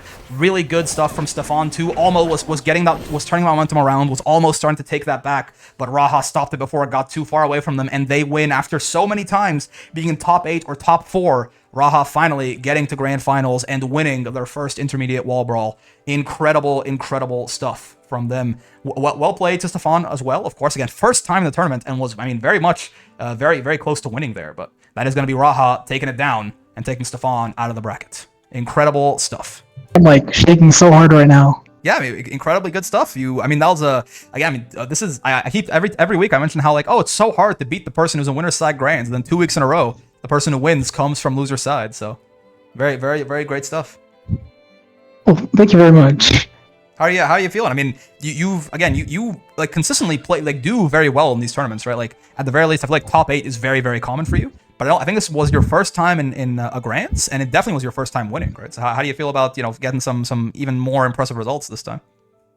Honestly, it feels like super surreal. Like, I'm not used to like doing this. Well, I think the last time I took a tournament was like, it was like a Brawl or Smash 4 tournament in high school or something like that. That was like 6-7 years ago. Well, there you go. You've returned to reclaim your throne. Awesome stuff. Okay, we can do the if you got a video idea, we can talk about what your color for the Discord role and what you wanted to say and all that. That's what we can do that afterwards. For now, we got to run this Ladiva Fairy nonsense. So oh, dude, yeah. Let's do exactly that. If you're okay with that. Yeah, I'm down. I gotta get the run back from the viewer. The viewer match, if you remember that. Oh, that was so. The only thing I remember about that one is that Luca beat me, which is was funny. But that was back when he was in S++ too. Oh please, that was ages ago. Yeah, that was a long. I mean, it was 2 months ago or something now? It was a long time ago. Sheesh. All right. I mean, hey, listen. Again, in theory, I think this is like pretty good for Fairy, but it's like, it's one of those things where it's like, yeah, this explodes randomly. Look at people just like get in and then suddenly everything's horrible. So let's see how this goes. Yeah, I think the last time I fought Ladiva was what's called Gabagool during Clover Clash. You fought Gabba? I'm sorry for your loss. That is, that's like, it was brutal, that's for sure. Oh yeah, I mean Gabba is, you know, he's quite the Ladiva, no doubt about it. I just like doing this in this matchup. Okay. The jump, because like your 2H is air blockable, and if you try to 5M me, it just crushes you. Right.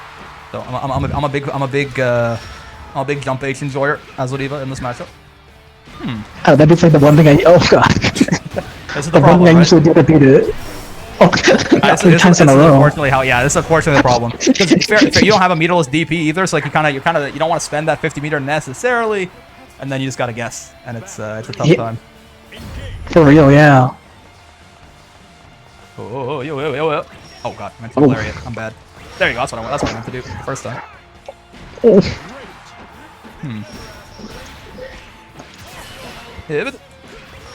All right, get down here. See, I can't allow myself to double predict. There we go. There you go. You got it. Oh! I thought you wouldn't be blocking there. Good stuff. Oh! I was blocking. Well, luckily for me, I am bad, but I'm lucky. Is what happens. We both raging strike there, and I raging strike first, so it worked out decently. Same brain cell. I get it.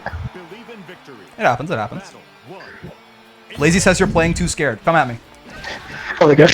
Listen, there we go. Listen to Fairy. There you go. Don't be scared. Yeah, just kill me. You have to. This matchup is pretty good for you as long as you don't let me do my stupid nonsense. Nice. Look at that. Lazy Ruin's advice already taking gold. Truly the world's greatest card. Get away from me, please. Oh, nice. For me. What I don't want to. Actually, I guess yeah. I don't want you to get away from me either. I want you to be close to me. Please come closer. In fact. Nice gems. Oh yeah, you're right. I have 69 gems. I didn't even notice. That's fun. Oh nice, yeah. What a time to be alive. DP already. Oh fuck. No. Wait, you jumping? Oh, dead. Oh, okay. I saw Fairy doing something. She was like twisting around. I was like, wait a minute. Also, I guess I should update the overlay for this. That's my bad. But yeah, I saw her twisting around. I thought you were jumping, but no, I think that was the start of like a close L or something. I think I did 5U on accident. Oh, so true. That move beat Narmaya's U flip, and I was like, it's over. Like, what do you mean? How's that how the world decides to rule it? Oh, I'd expect that, like, either...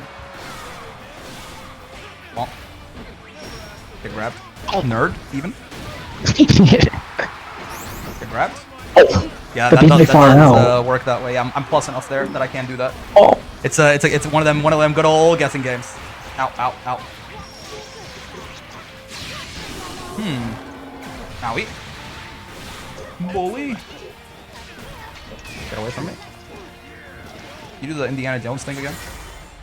Wait, I'm stupid. Nope. I have a lot less health than I thought I did. I was like, I was like trying to do some funny, but like I don't have that privilege right now. You should definitely walk into this. Okay. I was like, what? For a second there, I was like, wait, what is my answer to this? Like, obviously I could jump, then maybe you would have anti-aired me. I was like, I think this will work. I was like, let's try jumping. That's a neat trick. Okay. You know, that was like the perfect timing just to beat it. Yeah, I mean, luckily I got enough, you know, oh god, I got enough of a chance to kind of watch it there. I guess, oh, that's a good point, yeah, 'cause a lot of times when you air block 2H, if Fairy does nothing, it'll be your turn, but if you special cancel it, oh no, not the hell missile, not like this, then I can't, I won't necessarily get my turn. Oh, right, overheads, of course. No. No, I don't want to deal with the rat. No. Okay, I have to deal with the rat, fine. You minus after that? I actually don't know. Oh god. Get me out of the corner, please. Get you in the corner, please.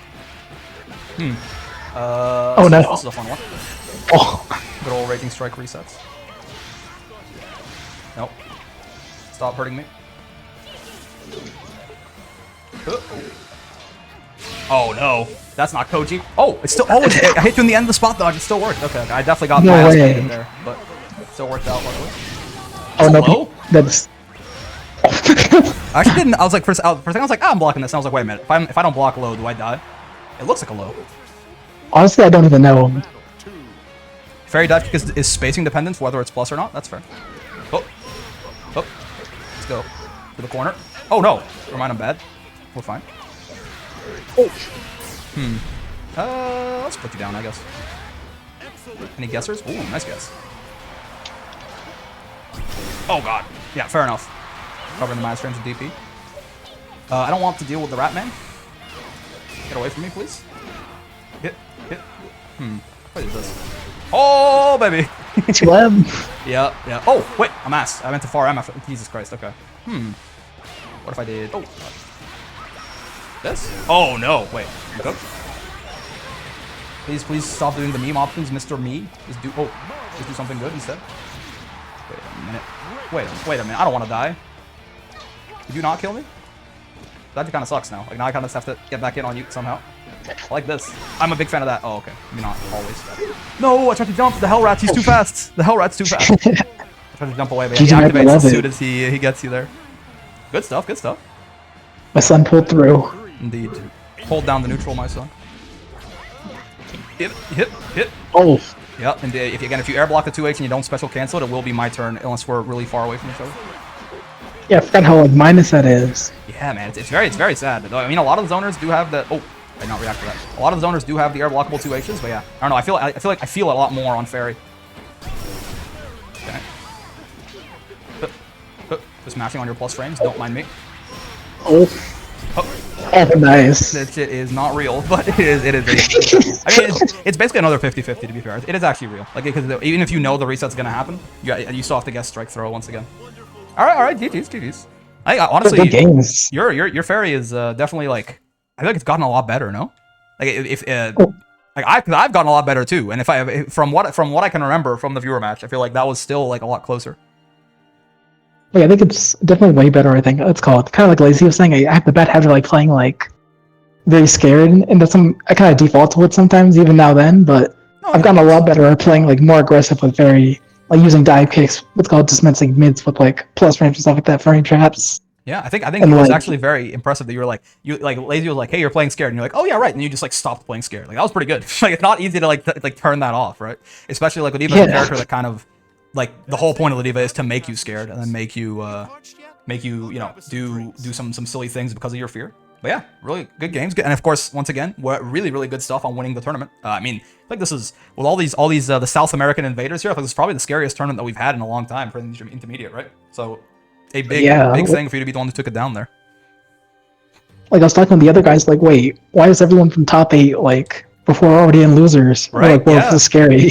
Tyrant, Cal, AJR, you, right? Like everyone was just like everyone who like consistently places, Archer too, who won last week, right? Everyone who consistently places like really well was like in losers immediately, and I was like, oh, okay, we're doing it like this week. Sounds good. Sounds Good. Okay, well, first off, I guess to get the easier of the two out of the way, you get your special Discord Wall Brawl Intermediate Champ role on the server. What color would you like it to be? Honestly, I'm feeling pink.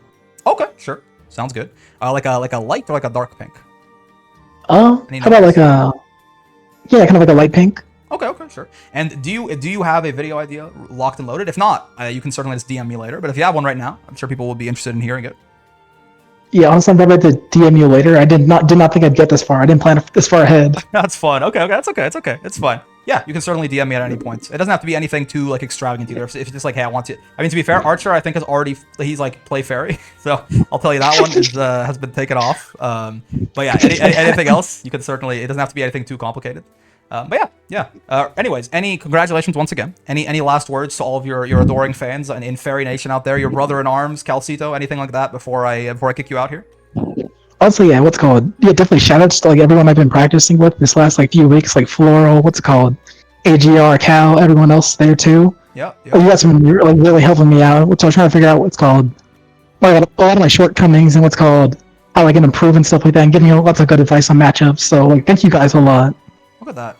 We love to see a community helping each other uplift and improve. It's a great time. All right, well. I do have one more special shout out though. Oh yeah, absolutely. What's up? I want to shout out to my boy Gigi for like carrying me through this entire set. What the hell? Well, this entire tournament actually. Shout outs to my son. Shout outs to my son for holding down the neutral. Basically, yeah, he's the real one. I mean, Gigi is kind of the real one. I can't really. I hate him, but I hate him because of how good he is, and because of how frequently he ends my life. So I can understand that one. All right, yeah. Shout out Gigi. You heard the strongest character in the entire game. Fairy might be bottom 5, but Gigi's top 1. There's no doubt about that shit. All right, Raha. Well, congratulations once again, and yeah, have a good day. You too. Peace out. Peace. Okay. Well, that is gonna be a tournament, and that is gonna be a stream. So I'm glad I hope you guys had a good time. Yeah, GG top 1, Raha, a new winner this week. And again, Raha, definitely seeing a lot of improvement on that fairy there. But yeah, great stuff. I guess a couple of things. I mean, this is also the end of the YouTube recording here, so I guess I'll do the regular outro. And for all the people in the stream, if you want to hear this, fair enough. Otherwise, feel free to head out. I'm just going to say, follow me if you want. But yeah, if you made it this far in the video, as always, I got 4 things for you. You know how it is. Number 1, join the Discord. This has been actually very important for these kind of tournament videos because Discord is where we run these tournaments. If you want to be a part of these tournaments instead of just watching, you can certainly join the Discord. If you're in the Twitch chat right now, you can hit ! Discord, and that'll show you the link to join, right? But otherwise, you should join. There's a link in the description for the YouTube video, right? And so if you want to join the tournaments, I encourage you to do that. Otherwise, if you just want to have a nice community to hang out with, you saw people are training together, people are learning about the game. Even if you're not interested in the tournaments, it's just a nice place to hang out and make some friends, in my opinion. So I encourage you to join. But I also encourage you, if you do join, to please keep everything as nice and welcoming as it currently is. Everyone there is super chill. We got closing on 450 people in there or something, right? Hey, what's up? Nothing. We got 450 people in there almost, right? But still, everyone who's active is super chill and super nice. So if you join, if I have to ban somebody, I will ban your ass. If I haven't banned anyone yet, but if you join and you're weird about it, or you say some mean shit or something like that, I'm definitely going to just ban your ass. So just don't let it be you, okay? Just don't do it. Just be nice. Okay? Number 2, if you like the video, and I sure hope you did, get down to the damn video, man. If you're on the stream and you like the stream, give me a goddamn follow. We got 126 followers already, which I appreciate the support greatly, right? But yeah. For number 3, while you're down there liking the video, you should like and subscribe. Or wait, no, you should subscribe and hit the bell because basically, so I put out 3 videos a day. If the content interests you, but don't have enough time to watch all of the content every single day, which is probably most people, because I put out 20 hours of content every week. So unless you have a part-time job for just me, which probably is not most of you, then you should hit those 2 buttons, get notified when news uploaded, and you can only go back and watch the ones that are either really interesting to you or the ones that you just have a lot of free time in that day. Maybe you can watch everything you get notified about. And of course, number 4, most importantly, you can just have a great time. Okay, so we're going through the outro a little bit quick because I got somewhere to be too. Somebody's waiting on me right now. I have to be somewhere at 8 p.m., but it's okay. But yeah, I just hope you guys had a great time hanging out. I hope you guys in the stream chat, in the YouTube, everywhere. I hope you guys had a great time. I'm really enjoying it for sure. The streaming is really fun. Getting a lot more live interaction with people in the chat is a good time.